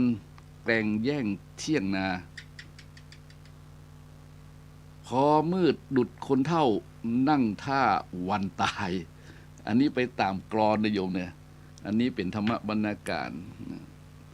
ของหลวงปู่จันทร์กุสโรนะเพื่อนเขียนว่าเช้าสายบ่ายเย็นก็วันนี้เราอยู่กันมาตั้งแต่เช้าแล้วนะโยมเนาะแล้วก็เริ่มเที่ยงแล้วก็เริ่มบ่ายแล้วก็เดี๋ยวนี้บ่ายจัดจ้านนะบ่ายจัดจ้านนี่คือ 14:09 นาทีตอนนี้นะโยม ตอนนี้เป็นรายการสดๆนะโยมเนี่ยถ้าโยมจะโทรมาก็ทุกเวลาเลยตอนนี้นะถ้าโยมใครโทรมาสนทนาคือธรรมะหรือว่าอยากจะร่วมความคิดจิตใจของโยมเป็นจะได้อยู่บ้านฮ้อนๆนี่อย่างไม่น้อยตะกี้บอกโอ้ฮ้อนแต่กายเหรอ แต่ใจเย็นนะมันเป็นธรรมดานะโยมเนาะคนเฮานี่ต้องโอ้ต้องทนเกิดเป็นคนต้องทนให้เขาด่าเพิ่นว่าเฮาจะดีจะบ้ามันด่าหมดหากเฮาซื่อมันก็ด่าว่าเฮาบ่คด เวลาเฮาเลี้ยวเฮารถมันก็ด่าว่าเฮาบ่ตรง เพราะฉะนั้นเรื่องของคนว่ากันไปแต่เรื่องของใจนี่สำคัญนะโยมเรื่องของใจนี่สำคัญนะใจนี่มันสำคัญแท้ๆเลยโยมถ้าคนใดว่าใจบ่สำคัญนะอาตมาขอเถียงเนี่ยเพราะมโนบุพังคมามโนธรรมามโนเศรษฐามโนมายานี่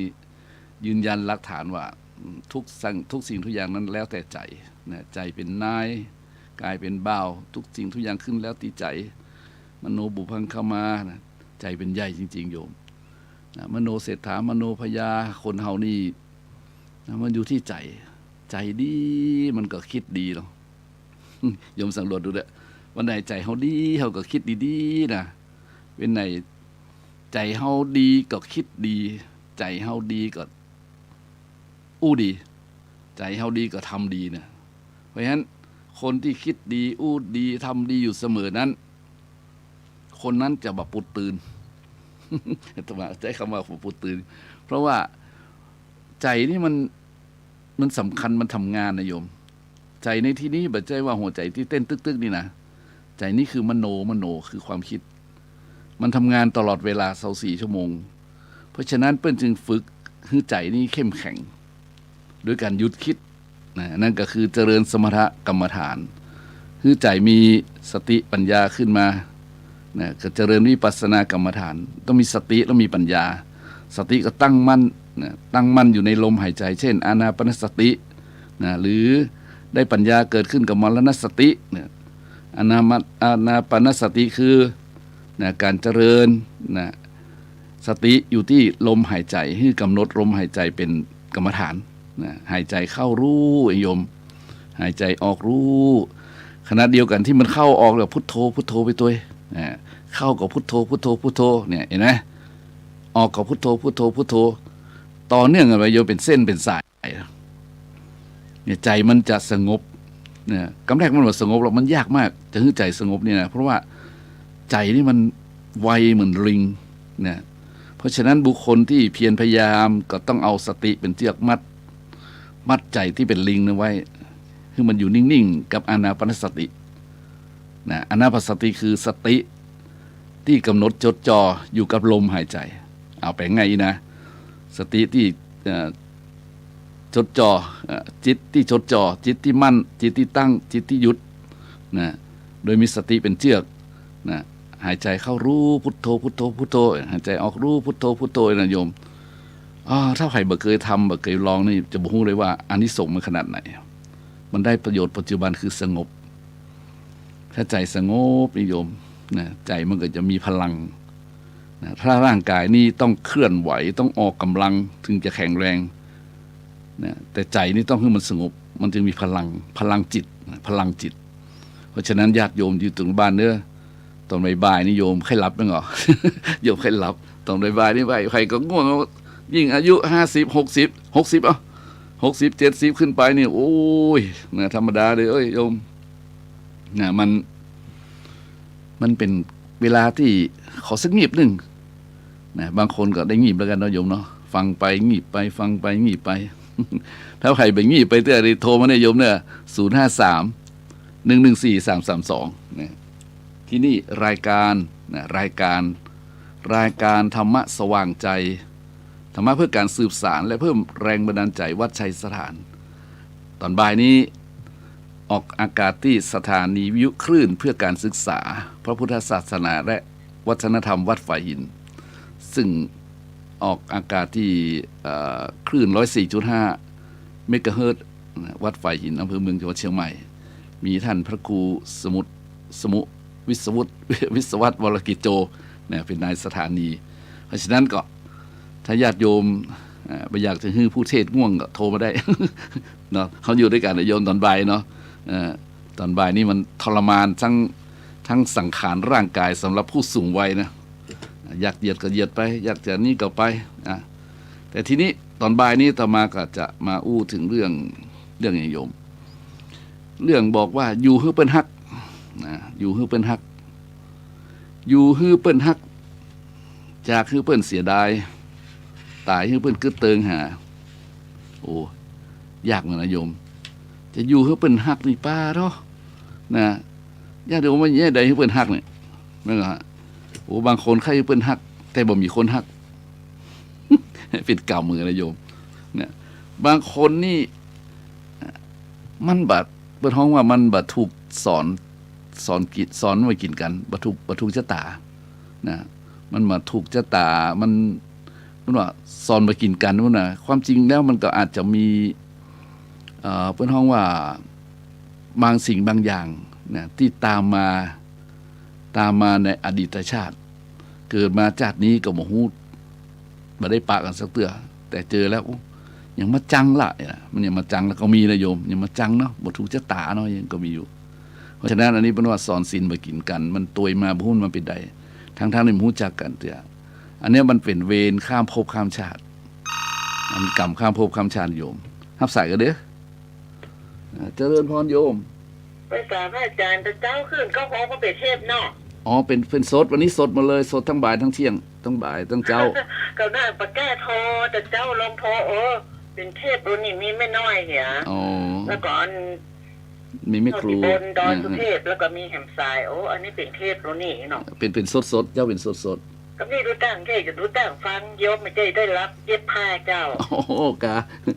เย็บผ้าทำงานไปตัวเนาะอยู่สไตล์เจ้านี่เข้าทำนองเนี่ยนี่เข้าทำนองถูกละเก็บพักลวดหักหลัวตกปัวก็ลวดอาบน้ำตัวเนี่ยดีนะอาจารย์ถ้าเป็นกู้เนี่ยมันได้งอกโอ้กะเอาธรรมะเป็นกู้เนาะดีละไว้สายนะเจ้าเจริญพรเนี่ยโยมทำงานไปหูฟังไว้เด้อเจ้าดีละอันนี้แหละเป็นว่าประโยชน์ตนประโยชน์งานได้ตึงงานได้ตึงประโยชน์อย่างไม่น้อยเมืองเป้าเพราะอ้ายเพื่อสารเข่งไปตัวเนี่ยอันนี้โยมไม่ออกเรื่อง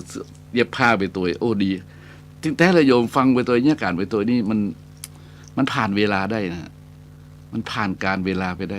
บางทีเฮาอยู่เฉยๆเนี่ยนะหรือรอไผ่สักคนนี่เนาะมันอย่างมาเมินแตะเหมือนว่าแต่เขาทำงานไปตัวหรือเขาใจจดใจจ่อกับสิ่งที่เขาฟังอย่างแป๊บเดียวอันนี้มันเป็นสิ่งหนึ่งที่น่าคิดเหมือนกันเพราะมันฉะนั้นเขาก็ได้ประโยชน์อย่างเขาฟังเพลงไปตัวทำงานไปตัวมันก็ม่วนเนาะตะมานสลาเขาทำงานที่วัดนี่นะเขาเปิดวิทยุเล่านะเขาเนี่ยการมันผ่อนคลายเขาไปตัวแต่มันต้องไม่ประมาทนะแต่อย่างแม่ออกนี่ก็เย็บผ้าไปตัวฟังไปตัวก็ได้ผลประโยชน์กันอย่างบางคนเขาขับรถคนขับรถฟังเพลงไปเลยมันตื่นตัวเนาะดีเหมือนกันอยู่โยมอยู่ที่ไหนก็ฟังไปเลยนะวันนี้อาตมาอู้ถึงเรื่องวันนี้นะประเด็นไว้ว่าอยู่ฮื้อเปิ้นฮักจากฮื้อเปิ้นเสียดายตายฮื้อเปิ้นกึดเติงหาจะอยู่ได้กันโยมว่าคนเฮานี่บางครั้งบางคราวนี่ก็เนาะโยมจะฮื้อฮักกันหมดนี่ตึงเป็นไปไม่ได้อย่างที่ว่าดิเกิดเป็นคนต้องทนฮื้อเขาด่าบางคนมันเหมือนที่ว่าถูกตาถูกใจไปหมดหรอเนาะมันบ่ใจเลยบางทีบางสิ่งบางอย่างบางครั้งบางคราวนี่มันเป็นบุพกรรมมันบุพกรรมตัวมาพอหันกันกับบ่ถูกชะตาแล้วก็มีแต่บางทีบางครั้งนะในมุมบวกหันแล้วเกิดนึกรักชอบเอ็นดูรู้สึกอบอุ่นเหมือนพี่เหมือนน้องเหมือนคนเจอญาติทางไกลโยม เนี่ยมาหันกันโอ้ยมาดีใจมาอุ่นใจม่วนใจนะอันนี้ก็เป็นบุพกรรมที่ทำกันมาบุพเพกตปุญญาตาได้สั่งสมอบรมมานี่ก็ทำให้หรือว่าเจอได้เจอตากับมันคุ้นเคยกันนะมันซึ่งมันเคยมีนะซึ่งมันเคยมีเรื่องราวเหล่านี้มันในเวียนภพเวียนชาตินี่นะเวียนว่ายแต่เกิดนี่เพราะฉะนั้นและญาติโยมทั้งหลายคนเฮาเกิดมาแล้วนะเฮาจะเนี้ยจะใดคือเป็นฮักนี่ใกล้จะปีใหม่ตอนนี้วันที่อย่างละ26เนาะ26มีนาถึง13เมษาก็แถมไปกี่วันถึง20วันนี่นะโยม20วันก็อยากกายะกัมมังวจีกัมมังมโนกัมมังนั่นนะเนาะสันติจะโตสั่งเราจะสุมาคารวะกันปีใหม่ดมหัวปีใหม่นะโยมเพราะฉะนั้นเฮาจะให้เป็นฮักนะมันต้องบำเพ็ญเป็นห้องบำเพ็ญกุศลบำเพ็ญกุศลก็รู้มันไก่เลยกันโยมนะทำให้เป็นฮักนี่มันมีคุณธรรมต้องใจธรรมะบทหนึ่งเพิ่นว่าไว้เพิ่นบอกไว้นะในธรรมะเนี่ยมันจะเป็นผูกใจซึ่งกันและกันเปิ้นเขียนไว้ว่าฮือเป็นคนเอื้อเฟื้ออารีนะวจีไพเราะสงเคราะห์ชุมชนวางตนเสมออันนี้เป็นเขียนไว้เลยนะโยมเป็นคำสอนของพระพุทธเจ้าเลยหน่วยใจของตมานะญาติโยมเลยเพราะว่าเปิ้นห้องธรรมะบทนี้เปิ้นว่าอยู่ด้วยกันนี่นะมันอยู่ร่วมกันนี่นะอยู่ร่วมกันนี่มันต้องกระทบกระทั่งกัน นั่นก็ฮะแต่ถ้าเฮาเนี่ยถ้าเฮามีสติ นะเฮามีสตินี่เฮาก็จะผูกไมตรีไว้ได้นะเพราะอย่างธรรมะที่อู้ถึงแกว่าสังเฮาทุกทั้ง4นั่นนะ ขออภัยโยมนะเสียงเริ่มแห้งเลยโยมถ้าชั่วโมงนี้แห้งละ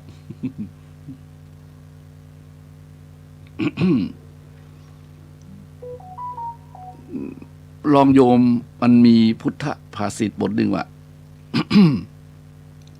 ทัทะมาโนปิโยโหติผู้ให้ย่อมเป็นที่รักแก่ผู้รับเพราะฉะนั้น อยากให้เปิ้นฮักอยากอยู่ให้เปิ้นฮักอยากให้เปิ้นคือเติงหาง่ายน้อยเดียวโยมนะง่ายน้อยเดียวเลยต้องปฏิบัติธรรมข้อที่ 1 ปฏิบัติธรรมเลยนะเป็นจิตจลักษณะคือปฏิบัติธรรมปฏิบัติธรรมข้อที่ 1คืออย่างเนี่ยทานะคือการแบ่ง การเอื้อเฟื้อการเผื่อแผ่การแบ่งนี่นะการเอื้อเฟื้อการเผื่อแผ่คนเฮา อยู่คนเดียวนี่แน่นอนที่สุดญาติโยมไหมหันแก้ตัวไม่ได้เด็ดขาดอันดับแรกเป็นรูปธรรม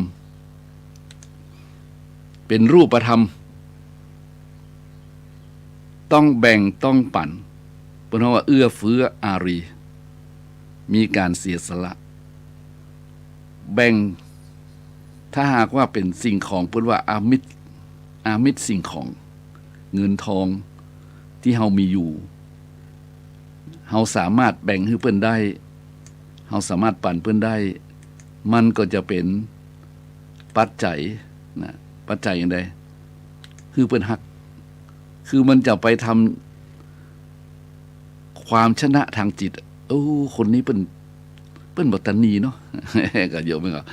บางคนตะนีที่เหนียวนะเฮาลองเอาฮื้อเปิ้นจะ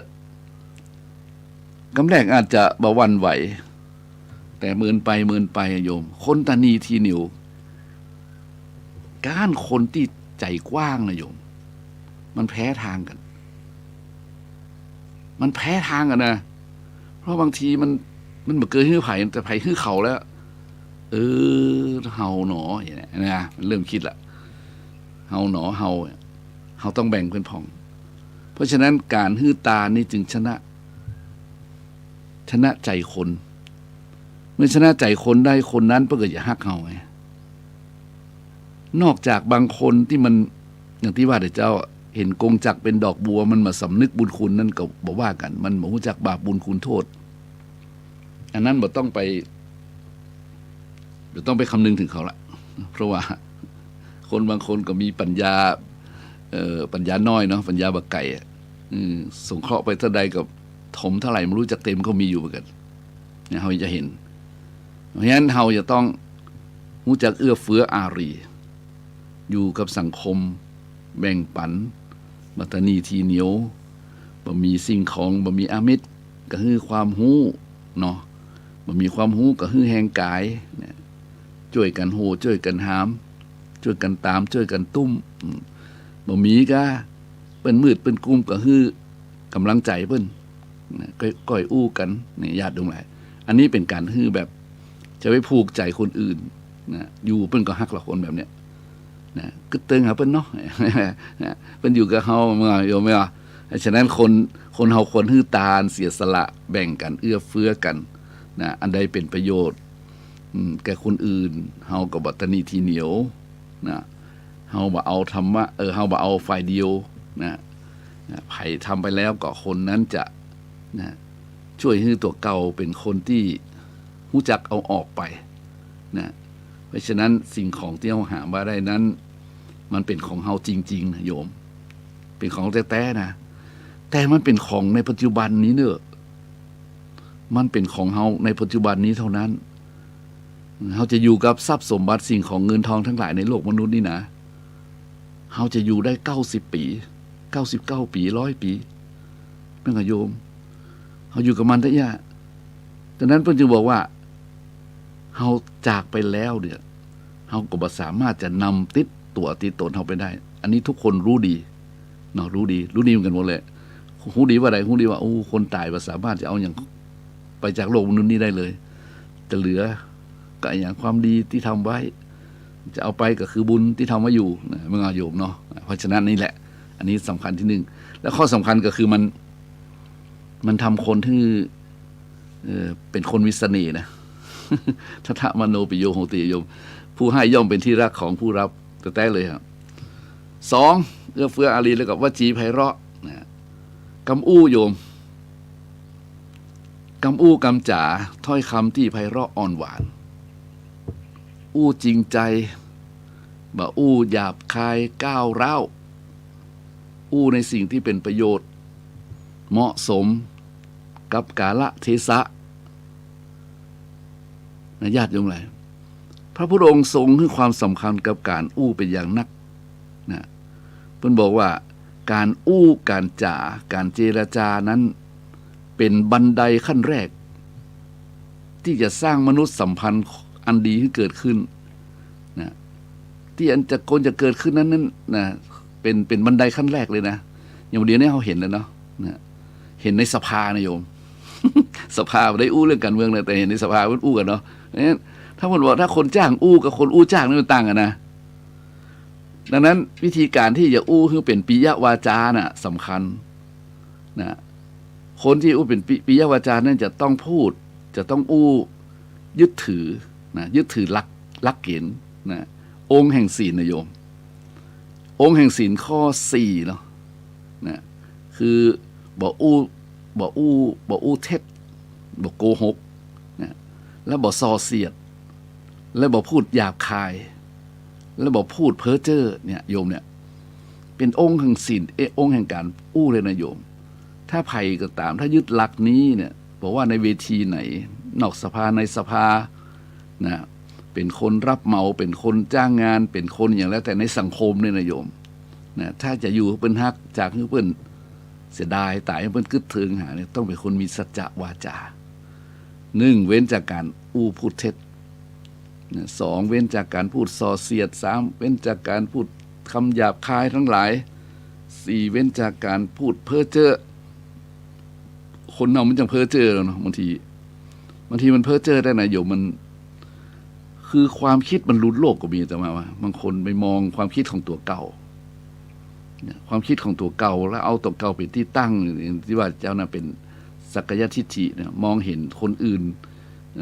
บ่ยอมฟังบ่ยินยอมบ่ยกย่องนะญาติโยมทั้งหลายก็เลยกลายเป็นบ่ลงไผ่อะนะเป็นทิฏฐิมานะอย่างหนึ่งเพราะฉะนั้นบุคคลควรจะมีสตินะในการพูด เพราะว่าการพูดนี้สำคัญการอู้นี้สำคัญเพิ่นบอกว่าในสิ่งทั้งหลายทั้งปวงที่ผ่านไปแล้วบ่ปิกขึ้นมาหนึ่งในนั้นก็คือคำพูดนักปราชญ์ท่านกล่าวว่าสิ่งที่ผ่านไปแล้วและบ่ปิกคืนมานะคือหนึ่งโอกาสสองเวลาเวลาวารีสามสมัยโบราณว่าธนูที่หลุดจากแหล่งและก็สี่คำอู้คำจ่าเนี่ยโยมคำพูดถ้ามันอู้ไปแล้วนี่มันหลุดไปแล้วนี่นะมันไปให้คนอื่นเข้าใจผิดแล้วเข้าใจถูกแล้วนี่มันบซ้อนคืนมันไปย้อนคืนมาละถ้าเจ็บก็เจ็บไปละเมื่ออย่างคนเราที่ด่ากันเนี่ยมันไปสุมาเนี่ยปีใหม่แล้วสุมาเนี่ยปีแล้วได้ด่าไปนะญาติโยมทั้งหลายก็มันด่าไปแล้วอ่ะนะสุมาเนี่ยข้าแล้วได้บุบหัวตีตาท่านไปเนื่อยเนี่ยก็มันบุบหัวตีตาไปแล้วเมื่อโยมมันเจ็บไปแล้วเนี่ยมันจะมาขอสุมามันก็ได้มันก็ผ่อนคลายบรรเทาที่ลุแก่โทสะมันก็ได้อยู่แต่มันจริงๆแล้วมันผ่านไปแล้วมันไม่สามารถคืนมาได้เพราะฉะนั้นกำอู้กำจ่านี่จึงสำคัญจำไว้เลยโยมนะองค์แห่งศีลวันนี้ใครฟังในสภาก็ดีนอกสภาก็ดีแล้วแต่นะคือตั้งมั่นอยู่หลักการนะเขาจะอู้จริงเขาจะบู้ส่อเสียดเขาจะบู้คำหยาบเขาจะบู้เพ้อเจ้อนินทาส่อเสียดนินทาเพ้อเจ้อนอนทีนินทานี่มันมาด้วยกันหรอกโยมต้องระวังอ่ะเพราะกำอู้นี่เขาไม่ได้อู้เต้ามันเป็นนายเขาเป็นนายมันพอเขาอู้ไปแล้วนี่มันเป็นนายเขานะเพื่อนจึงบอกว่าคำพูดนะคำพูดนี่มีพลังนะคำอู้นี่มีพลังคำพูดมันเขียนไว้ที่ไหนฮะนึกบ่ออกตอนนี้นะเพื่อว่าความพูดคำพูดนี่นะคำพูดมันมีอานุภาพเลยอานุภาพของคำพูดสร้างความรักความชังได้ทั้งโลกให้สุขโศกสดชื่นให้คืนขมให้วันวาดกลาดเกลี้ยวให้เกลียวกลมให้นิยมชมชื่นให้ตื่นตัวให้โกรธเกลียดเหยียดหยามประนามชั่วให้ดีให้ชั่วให้ดีอยู่ที่คำพูดอย่างประมาณเนี้ยความจริงไม่เขียนไว้จัดเพราะนะตอนนี้สัญญาตอนบ่าย สลือกันโยมอันนี้ส่งของคำพูดให้ความรักความชังได้ทั้งโลกจริงๆให้สุขโศกสดชื่นให้คืนขมจริงๆให้นิยมนะกราดให้นิยมชมชื่นนะให้ตื่นตัวให้โกรธเกลียดอิจฉาริษยาให้กล้าให้กลัวสุขทุกข์ทั่วรั่วรากจากปากคนเห็นไหมสุขทุกข์ทั่วรั่วรากจากปากคนเพราะฉะนั้นญาติโยมหลายเวลาจะอู้จะจ่านี่โอ้เนาะเพื่อนบอกว่ากายกรรมมังเนี่ยกรรมอันใดที่ทำด้วยกายเนี่ยเมื่อก่อนญาติโยมมันยังเป็นชั้นหนึ่งนะหยาบแต่ว่าจีกรรมมังนี่ป้าโทษนะว่าจีกรรมมังนี่มันต้องเนี่ยต้องสังวรขนาดต้องสำรวมขนาดต้องมีสติขนาดมันถึงจะอู้ได้ทุกวันเวลานะยิ่งมโนกรรมมังนิยมมโนกรรมมังคือกรรมที่ทำโดยมโนนึกคิดนี่อย่างเช่นเขาคิดพยาบาทจองเวรคิดปองร้ายคิดจะฆ่าเขาคิดจะปล้นเขานะถ้าแค่คิดบดายนิยมมันก็เป็นบาปนะแต่ตำรวจมาจับนะเขาคิดมันเป็นคิดผิดคิดนี่นะมันเป็นความคิดบดายนี่มันยังบ่สำเร็จยังต้องมาควบคุมสติใหม่สติต้องมาควบคุมจิตใหม่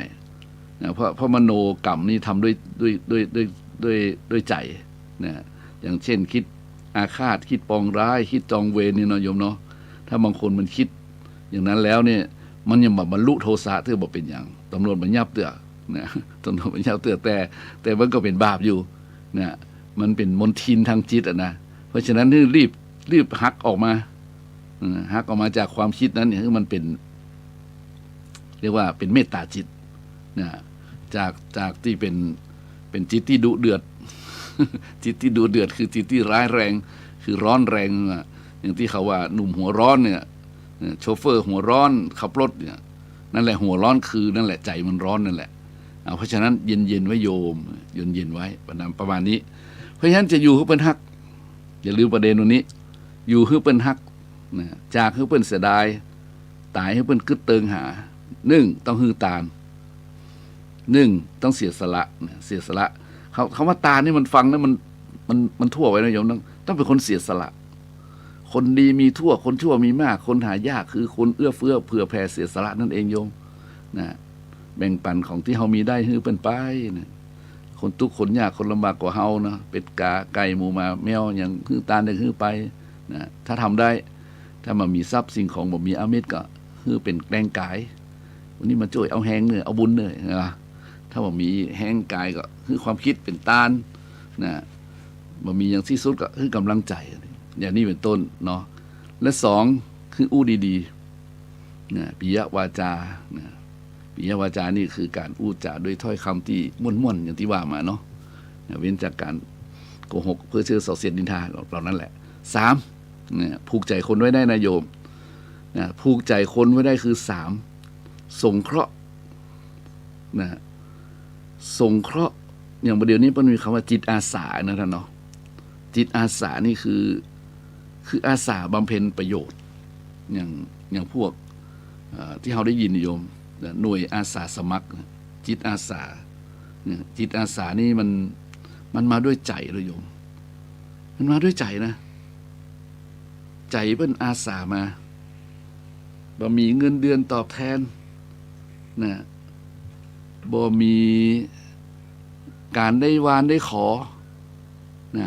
เป็นจิตอาสาจิตอาสาอย่างนี้เพราะว่าสงเคราะห์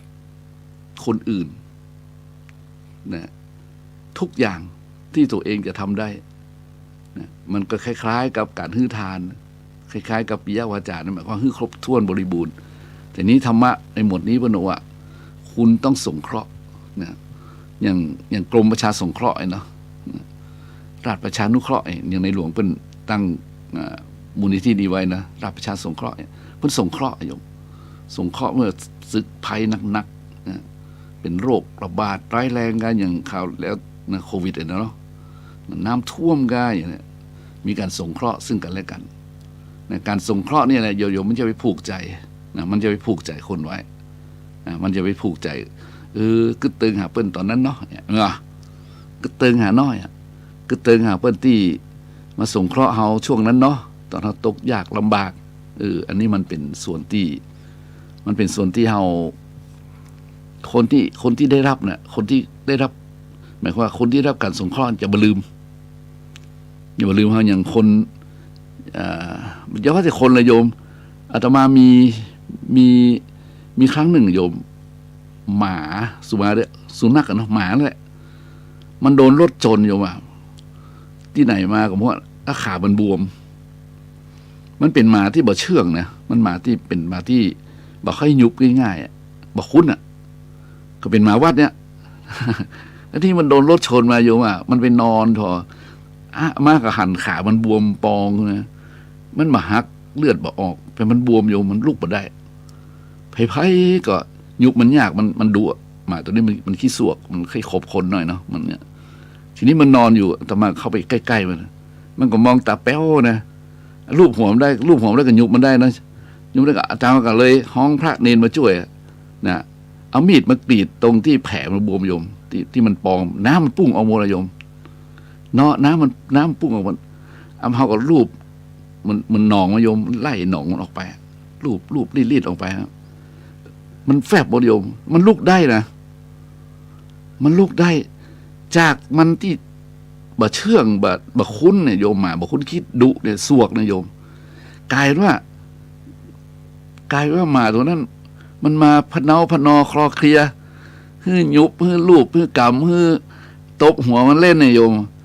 จากความดูร้ายนี่เห็นชัดเลยตัวเห็นชัดมีครั้งหนึ่งมันเล่าให้โยมฟังหมามันยังหู้คุณเนี่ย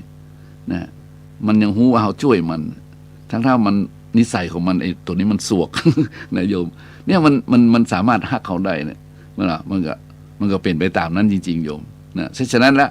ถ้าเฮาฮื้ออย่างก่อนบอกว่าฮื้ออย่างสงเคราะห์นี่นะโยมเวลาเปิ้นเจ็บป่วยเฮาก็ฮื้อยานะเวลาเปิ้นบ่ตันเฮาก็ไปหาเปิ้นอย่างนี้ประมาณเนี้ยเปิ้นขาดเสื้อผ้าขาดอาหารขาดที่อยู่ที่อาศัยขาด ยารักษาโรคเราเนี่ยฮะสงเคราะห์ได้ก็สงเคราะห์กันไปนะถ้าเพิ่นมีทรัพย์นี่สงเคราะห์ไปเถอะอย่างทุกเจ้าไปแต่บอกญาติโยมเนาะอย่างอาตมาพระทั้งหลายก็มีอยู่นะส่วนบริจาคก็มีอยู่คือบริจาคกันไปนะโยมช่วยกันไปนะเพราะฉะนั้นอันนี้ประการที่3สงเคราะห์ประการที่4นี่การผูกใจกันนะอยู่เพิ่นฮักจังเพิ่นเสียดายตายเพิ่นก็ตึงหาเนี่ยคือเป็นการเป็นคนที่มีความสม่ำเสมอโยมบ่ขึ้นบ่ลงมีความประพฤติเสมอต้นเสมอปลายนะประพฤติเสมอต้นเสมอปลายนี่เพราะอย่างเพราะว่าเพิ่นเป็นคนที่หนักแน่นอย่างไรโยมเพิ่นบ่ขึ้นบ่ลงไงบางคนมันขึ้นนะ เป็นพ่อเลี้ยงแล้วมันขึ้นนะโยมนะมันขึ้นคือมันลืมนะลืมไปนะลืมไปว่าก่อนที่จะถูกหวยเนี่ยก็ยังปวดปั่นสำล้ออยู่ยังเก็บขยะอยู่มั้งโยมอันเนี้ยพอถูกหวยปุ๊บนะถูกหวยสมมติบันนั้นโยมสมมติเป็นคำที่เปรียบเทียบเนาะ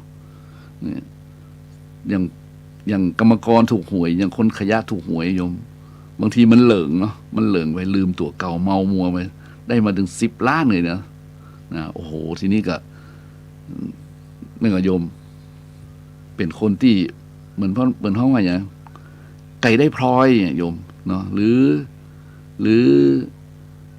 อย่างที่กิ้งกาได้ทองไงโยมอันนั้นเปรียบเทียบเพื่อฟังนะเพราะฉะนั้นสมานัตตาเพื่อกล่าวไว้คือการเป็นผู้มีความสม่ำเสมอนะมีความประพฤติเสมอต้นเสมอปลายขึ้นกับอหังการขึ้นกับมีมานะทิฏฐินะเวลาลงนะกับเศร้าโศกเศร้าส้อยเสียใจจนเกินไปนะปกติของคนเฮาเกิดได้นะเกิดขึ้นตั้งอยู่แล้วก็ดับไปนะบางทีบางคนบางครั้งนะญาติโยมหลายเพราะฉะนั้นอันคนเป็นผู้มีความสม่ำเสมอนี่นะมีความประพฤติเหมือนเก่าเหมือนเดิมเป็นเพราะว่าคนบ่ลืมตีนเนี่ยคนไม่ใช่คนบ่ลืมตัวไม่ใช่คนบ่ลืมตัวนะคนบ่ลืมตัวนะคนบ่ลืมตัวนี่แหละโยมจะเป็นที่ฮักจะเป็นที่ฮักของคนทั้งหลายได้เป็นนายผู้ใหญ่ได้เป็นเรียกว่าเป็นอย่างแล้วแต่ที่มันเป็นยศถาบรรดาศักดิ์ก็ยังมีความหนักแน่นอยู่หนักแน่นบ่โลเลนะเป็นคนที่ว่าบ่ลืมตนบ่ลืมตนบ่ลืมตัวเคยพบเคยอู้เคยจาเคยปะเคยพบพี่น้องอย่างใดก็เหมือนเดิมโยมอันนี้แหละเป็นห้องว่ามันจะผูกใจนะมันจะผูกใจมันเป็นการสร้างความนิยมการสร้างความนิยมและไว้วางใจให้แก่คนอื่นตัวเพราะฉะนั้นถ้าอยากเจอเพื่อนฮักเนี่ยต้องมันต้องขยันนะในการแบ่งปันฮื้อเพื่อนพ่องเอาพ่องเนาะแล้วก็เนี่ยปิยวาจา อันที่1ฐานะ2ปิยวาจากำอู้กำจาที่เ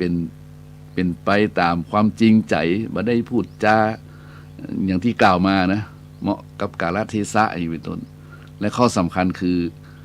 สงเคราะห์อัตถจริยานะคนเฮามันมีหลายประเภทนิยมเนาะนะหลายจิตใจตัวฉะนั้นสงเคราะห์ได้ก็สงเคราะห์ไปทำบุญได้ก็ทำบุญไปนะเฮามีอย่างที่แบ่งปันได้ก็แบ่งปันไปนะและสุดท้ายก็คือสมานัตตาคือเป็นผู้มีความสม่ำเสมอนะเสมอต้นเสมอปลายเป็นคนแบบปองลม ปองลมเลยโยมปองลมนี่หมายความว่าวันไหวไปกับโลกธรรมบ่ติดกับโลกธรรมจนเกินไปลาภยศสรรเสริญเราเนี่ยมันเกิดขึ้นตั้งอยู่แล้วก็ดับไปมันเป็นธรรมชาติเป็นธรรมดาเนาะมันเป็นสิ่งที่สมมุติคือคนเฮาฮู้ว่าใครเป็นไผทำหน้าที่อะไรนะเฮาจะเอาจริงเอาจังจนคิดเรียกว่าลืมไปก็บ่ได้เพราะว่ามันเป็นเพียงแค่สมมุติตามการเวลาและหน้าที่เท่านั้นนะเพราะฉะนั้นแหละญาติโยมทั้งหลายวันนี้ก็ธรรมะตอนบ่ายๆเนาะตอนบ่ายๆนี่มันมีความหมายสำหรับญาติโยมบางคนง่วงกันนะใครบางง่วงก็โทรมาเนอะ ใครง่วงก็โทรมานะ053-114-332นะโยมเนี่ยวันนี้ทำเรียกว่าบางคนนี่ทำงานไปตัวอย่างแขวนหน่อยเนาะได้ฟังธรรมไปตัวฟังเทศไปตัวเนี่ยเย็บผ้าไปตัวนะบางคนบางโยมก็นอนแอ่งแม่งตะกี้โยมนาบัวโยมฟังอยู่กันนี่โยมไม่ออกที่นาบัวป่ะนาบัวห้างชัดลำปางถ้าโยมฟังอยู่โยมโทรมาเนอะได้ยินชัดก่อนนี่ได้ยินชัดก็ใครรับแล้วก็ สงสัยเลยถ้าอายุเยอะละเพราะฉะนั้นญาติโยมหลายเกิดมาเป็นคนนี่เราต้อง นี่ว่าเราต้องอยู่ให้เป็นฮักส่งมาเลยโยมทับสักกันเด้อเจริญพรโยมนมัสการเจ้าค่ะพระอาจารย์ โอ้สาธุดีเลยแม่ครูว่าไงบ่ายเจ้าค่ะพักบ่ายเจ้าค่ะชอบสุดท้ายเนี่ยเจ้าค่ะบอกปองลมเจ้าค่ะบอกปองลมเจ้าขออนุญาตซื้อนะเจ้าบอกปองลมเห็นภาพโพสเลยเจ้าค่ะคนเฮาเนาะมักจะปองลมมันบางทีมันก็คือนะมันพูดกิเลสที่มันตาสว่างนะแม่ครูเจ้าค่ะมันซื้อเจ้าค่ะได้เลยขายเลยให้เลยเจ้าค่ะทุกอย่างเป็นสมมุติสมมุติใช่ถ้าเราเห็นถ้าเขาหันมันก็ดีนะอาจารย์เนาะมันบอกให้หันแล้วมันจะมีเหตุการณ์ที่ลอยไปแล้วเจ้าค่ะลอยไปแล้วปองไปแล้วเจ้าค่ะบางทีต้องทันมัน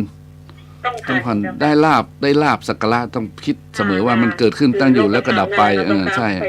ได้ลาบได้ยศลาบยศสรรเสริญเนี่ยสุขเนี่ยต้องตั้งสติไว้ภายในแม่ครูดีแล้วแม่ครูชวนสนทนายามบ่ายนี่ดีนะมันตาสว่างคืออีกอย่างหนึ่งเจ้าค่ะโยมแม่มันนึกถึงเหตุการณ์ในโลกและในประเทศเราที่เขามีลุงตุงนังกันไปหมดเนี่ยนะเจ้าค่ะฉันเธอฉันโยมแม่ว่าอุปนิสัยเหล่านี้น่ะมันก็ต้องติดตัวมาโดยหลายเปอร์เซ็นต์อยู่นะเจ้าค่ะที่มันสลัดไม่หลุดเนาะใช่เขาเรียกวาสนาบารมีเนี่ยในขันธสันดานนิสัยเก่าแล้วก็แต่โยมแม่ว่าถ้าเขาจะหลุดได้ก็คือเขาจะต้องเจอเหตุการณ์อะไรสักอย่างที่มันทำให้อึ๊บขึ้นมาสมมตินะเจ้าค่ะอย่างโยมแม่นะก็คือว่าสามีเสียชีวิตก็อึ๊บขึ้นมาเอาคนแข็งแรงไปก่อนพระเจ้าจำเจ้าด้อยก็เลยอึ๊บเจ้าธรรมะเท่านั้นธรรมะเท่านั้นจะช่วยข้าพเจ้าได้นี่เจ้าค่ะก็หันมาศึกษามันก็มีเหตุการณ์เจ้าค่ะคือมันเป็นสนามรบแม่ครูสนามรบก็เรากำลังทำสงครามมาในแม่ครูนะถ้าเกิดมาพูดถึงตรงๆนะคือโลกนี้เป็นสนามรบทำสงครามสู้กันระหว่างความโลภความโกรธความหลงนะสู้กันสนุกแต่ว่าบางครั้งถ้าเจอเหตุการณ์แล้วมันเสียใจก็ต้องใช้เวลานะพระอาจารย์เนาะทุกอย่างมันก็ต้องมีที่มาที่ไปใช่และอย่างหนึ่งมีที่มาที่ไปอย่างพระอาจารย์สังฆาวัตถุนะคะอยู่กับชนหมู่มากอยู่ตั้งแต่2 คนขึ้นไปต้องใช้เลยเจ้าค่ะในครอบครัวต้องใช้เลยเนาะต้องใช้เลยเจ้าค่ะทานปิยะสำคัญคือปิยวาจาน่ะยุคนี้เขาใช้ปลายนิ้วกดอะไรนะคะโทรศัพท์กันคือเขาทำผิดศีลข้อ 4โดยง่ายได้เลยเจ้าค่ะมันต้องนั่นแหละต้องเจริญสติถึงจะช่วยได้นะช่วยได้ก็ยากอยู่นะเจ้าค่ะสื่อมันลุกรานเข้ามาถึงในบ้านทุกคนเลยบางคนก็ไม่ได้คุยกันโดยใช้โทรศัพท์หากันเหรอไม่ได้เห็นหน้าแต่มาเห็นแล้วว่ามันก็ยังไม่สายเกินแกงนะเกินแกงนะยังฮะไม่สายแต่ก็ต้องอาศัยต้องอย่างเด็กๆต้องอาศัยผู้ปกครองต้องอาศัยคนจะเตือนแรงๆจะเตือนหนักๆเขาก็อาจจะไม่ค่อยรับก็ต้องอ้อมไปอ้อมมาจะขึ้นดอยสุเทพก็อ้อมไปแว่นที่นนนิดที่นี่หน่อยก็จะขึ้นถึงบนยอดตรงๆเลยเสียเวลาบอกตรงๆเลยบอกว่าฉันให้คุณนี่ด้วยใจจริงนะตรงไปเลยมันได้ใจละมันได้ใจละคือแบ่งน้ำใจกันเนาะ แบ่งปันกันเจ้า แบ่ ค่ะ งปันกัน รักกันไว้เถิดนะเจ้าค่ะเราเกิดร่วมแดนไทยยม ใช่ เป็นคนโบราณติดเพลง อ๋อ ติดเพลงสมัยก่อนนะเจ้าค่ะคือถ้าทุกคนเป็นอย่างนั้นก็คงไม่เป็นอย่างนี้อะพระอาจารย์ รักกันไว้ รักกัน เถิ ไว้ ด เถิดเราเกิดร่วมแดนไทยจะเกิดภาพไหนก็ไทยด้วยกันนะ ใช่โอ้โห ออกมาเองเวลาเจอหลานๆนะเจ้าค่ะ อ๋อสา เว ธุ ลาหลานๆเขาแย่งของกันอะรักกันไว้เถิดขึ้นมาเลยเจ้าค่ะเขาก็เปิดล็อกกัน ดีแล้วสมกับความเป็นครูนะ คนโบราณเจ้าค่ะคนโบราณก็เอ็นดูไม่รู้จะช่วยยังไงเจ้าค่ะแก่เท่าเหลาเย่แล้วก็ทำให้ดูอยู่ให้เห็นเจ้าค่ะคือ ถูกต้อง นิ่งๆอยู่ ถูกต้องเลย โอ้โหได้ ไม่ให้เป็นภาระ ใช่ได้ธรรมะ อาจารย์มันมีนิทานมีชาดกอะไรไม่ทราบเจ้าค่ะชื่อว่านักกายกรรม2 คนต่อตัวนะเจ้าค่ะ อ๋อ ที่ว่าทุกคนต้องรักษาตัวเอง อ๋อใช่ใช่ ตัวไปกายกรรมที่จะสำเร็จได้ ไม่ต้องไปดูแลอีกคนแต่ดูแลตัวเอง ใช่ รักษาตัวเองให้ดีเท่ากับดูแลอีกคนนะโยมแม่ก็ อ๋อ จำไม่ได้ ใช่ แล้วจาก พอมองเห็นอยู่ใช่ใช่อย่างการต่อตัวเนี่ย ทุกคนประคองตัวเอง ดู ใช่ แลตัวเองเพื่อลูกจะได้ไม่เหนื่อยกับเราอะไรเงี้ยเจ้าค่ะไม่คิดเดี๋ยวนั้น สาธุอนุโมทนาสาธุ ขอบพระคุณยามบ่ายเจ้าค่ะ เจริญพรนะเผื่อคนอื่นโทรมาบ้างเนาะเจริญพรดีเลยเจริญพรเลยโยมโอ้ได้สนทนากับโยมบ้างก็เสียงดังๆใสๆทำให้หายง่วงเลยเหมือนกันนะโยมโทรเข้ามาได้เนอะ053-114-332ตอนนี้เวลาบ่ายค่อนข้างจะ3 โมงแล้วโยมนะครับมัน3 โมงนี่เนาะปกติของโยมที่อยู่ที่บ้านก็กำลังม่วนกับงานกับการเนาะบางคนก็เตรียมตัว เตรียมตัวจะเข้าครัวแล้วละเนี่ยบางคนจะเข้าครัวแล้วเย็นละเนี่ยโยมแต่ปัจจุบันนี่มุ้งเนอะเพราะฉะนั้นได้ความคิดจากโยมแม่ครูที่กี้เป็นโทรมาเป็นครูเก่าเนาะก็ต้องขออนุโมทนาตัวได้ฟังความเห็นงั้นโยมก็โทรมาได้เนี่ย053-114-332เพราะฉะนั้นวันนี้ต้องมาอู้ถึงเรื่องตอนบ่ายเนี่ยอยู่ฮือเป็นฮักอยากนักจักหวังอย่างอู้เป็นฮักอยากนักจักหวังอู้เป็นจังกำเดียวก็ได้เพราะฉะนั้นเฮาสำคัญที่ปิยวาจาตัวนะเฮาอยู่ด้วยกันในครอบครัวนี่นะอันทำหมดนี้มันว่าสังฆะวัตถุทั้ง4นะถ้าชื่อตรงๆมันว่าสังฆะวัตถุ4หมายถึงหลักธรรมที่เป็นเครื่องยึดเหนี่ยวน้ำใจของคนอื่นผูกไมตรีเอื้อเฟื้อเกื้อกูลเนี่ยญาติโยมนะรับสายเด้อเจริญพรโยมเจ้าพระเจ้าพระอาจารย์เจริญพรว่าจะได้เจ้าเสียงพระอาจารย์นี่เคยจัดรายการธรรมะสว่างใจก็ถูกจ้องนี่เลยเจ้าของรายการเลยล่ะที่ธรรมะสว่างใจสถานี96อ่ะ96อ่ะอ๋อ96อันนี้104คนเอามาเปิดนะจ๊ะไม่อันนี้วันนี้ต่อมาความจริงแล้วอู้ตรงๆเนาะอาตมาได้รับเมตตาจาก2 สถานีเนี่ย96ตอนเมื่อไง9ถึง10 โมงถึง11 โมงเนาะและบ่าย2บ่ายโมงถึงบ่าย3เป็นรายการของอาตมาแต่ทีนี้อาตมาจังมีพระมาช่วยเพื่อนมาช่วยส่วนมากนะแล้วก็อาตมาก็คือเปิดไปเนี่ยเพราะว่าตอนบ่ายนี้อาตมามักจะไปเยี่ยมพระอินทร์มันเพียมาตั้งเจ้าอะเนาะทีนี้ก็วันนี้พระเปิ้นออกมาอาตมาก็เลยจัดต่อไอ้กันแต่เคยเสียงคุ้นๆมันก็จะธรรมะสว่างใจสถานีของขึ้นว่าสังฆทานแต่ก่อนอ๋อแต่ก่อนเนี่ยแต่ก่อนเกยเพิ่นเอาไปเปิดฮะเพิ่นไปเปิดฮะว่าสังฆทานแต่ก่อนนั่นนะฮะพ่อจะนองอย่างนี้ใช่ฮะเกยไปเทศที่แต่ยมไม่กล้ามาฟังได้ฟังเสียงเดี๋ยวนี้จ้ะอ๋อโยมไม่ได้ยินอ๋อโยมอยู่แถวไหนยมแม่อยู่ประแดดจ้ะอ๋อประแดดนี่เองเนาะด้านใจจ้ะอ๋อประแดดนี่ถ้าบ่ฮ้อนเนาะวันนี้เนาะมันตึงสุดๆเหมือนกันหมดเนาะแต่แม่ยมแม่ไปเฝ้าให้อินมาได้จ้ะเป็นไงก็ยังมาญาติการอยู่จ้ะเป็นลูกจ้างเพิ่นอยู่จ้ะโอ้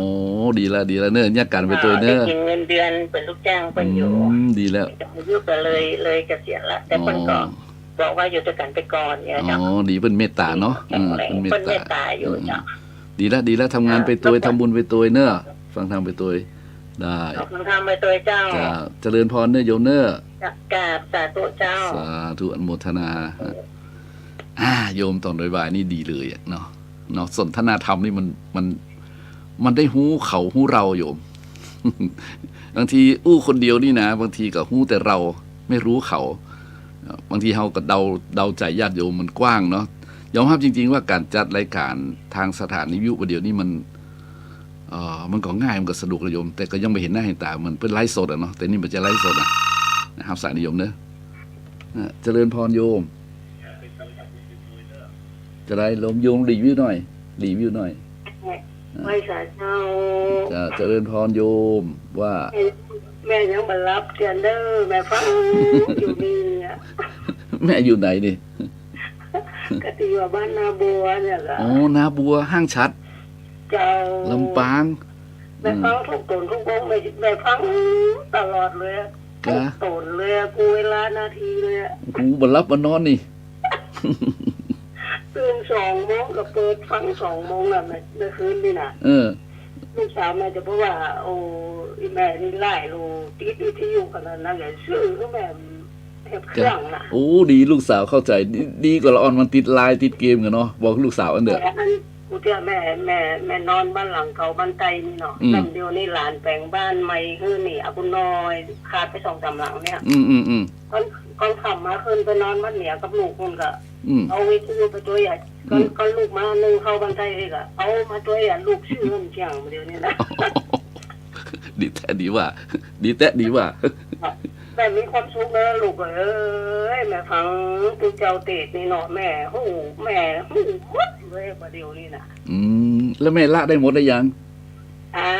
แม่หูหมดละได้หมดได้ยังได้หมดแม่นะบอ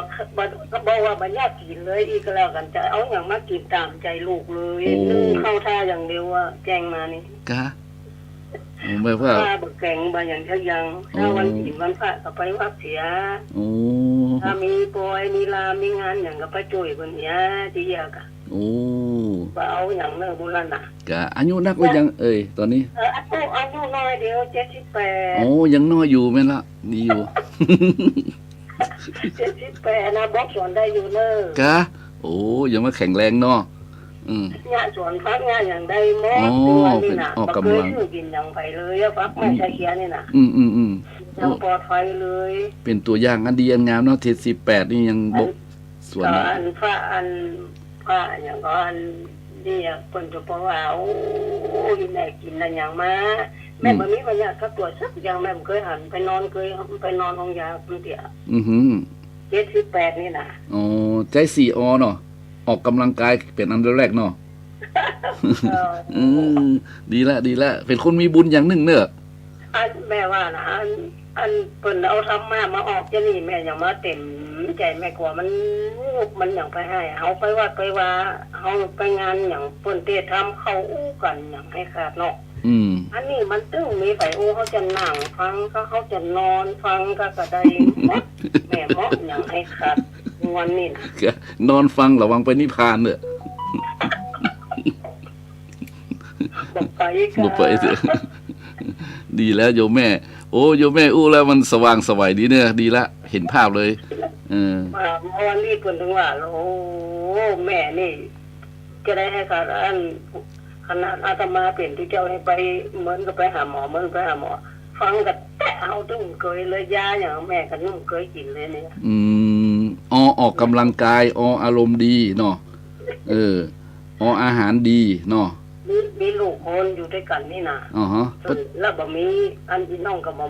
มีหลานกำลังมีคนอยู่ไกลเนาะอยู่สมุทรปราการมัน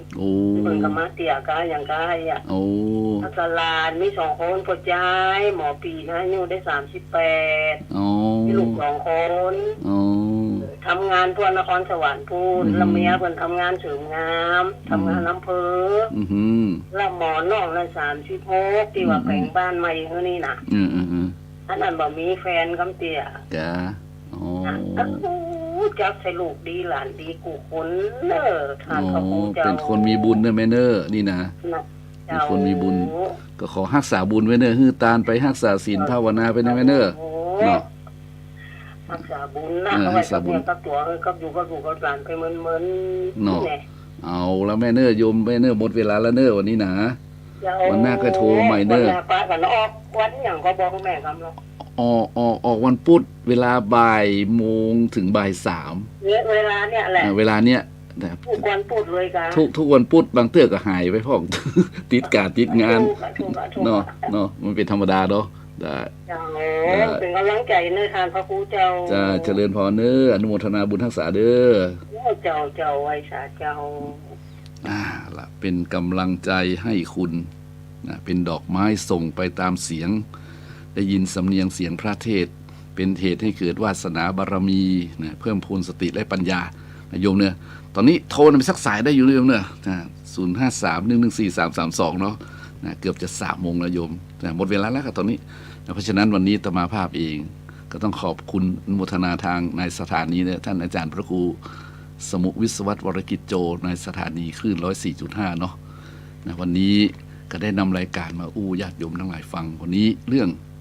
อยู่คือเป็นฮักนะจากคือเป็นเสียดายตายคือเป็นกึดเติงหาเนาะนะมันแบ่งมันปันมันอู้ม่วนๆ นะแล้วก็บำเพ็ญสงเคราะห์กันไปตัวเนาะบ่ลืมกันนะบ่เป็นคนปองลมนะสมานัตตาเป็นผู้มีความสม่ำเสมอนะอันนี้แหละจะเป็นที่มัดใจของคนทั้งหลายเอาละวันนี้ญาติโยมหลายเวลาหมดเวลาก็ขอนำรายการจากญาติโยมไปก่อนเนาะโอกาสหน้าฟ้าใหม่มาเจอกันใหม่วันนี้ก็ขอทั้งหลายสุขกายสบายใจอายุมั่นขวัญยืนเน้อเจริญสุขเจริญพรเหมือนกันทุกท่านทุกคนเทินเจริญพร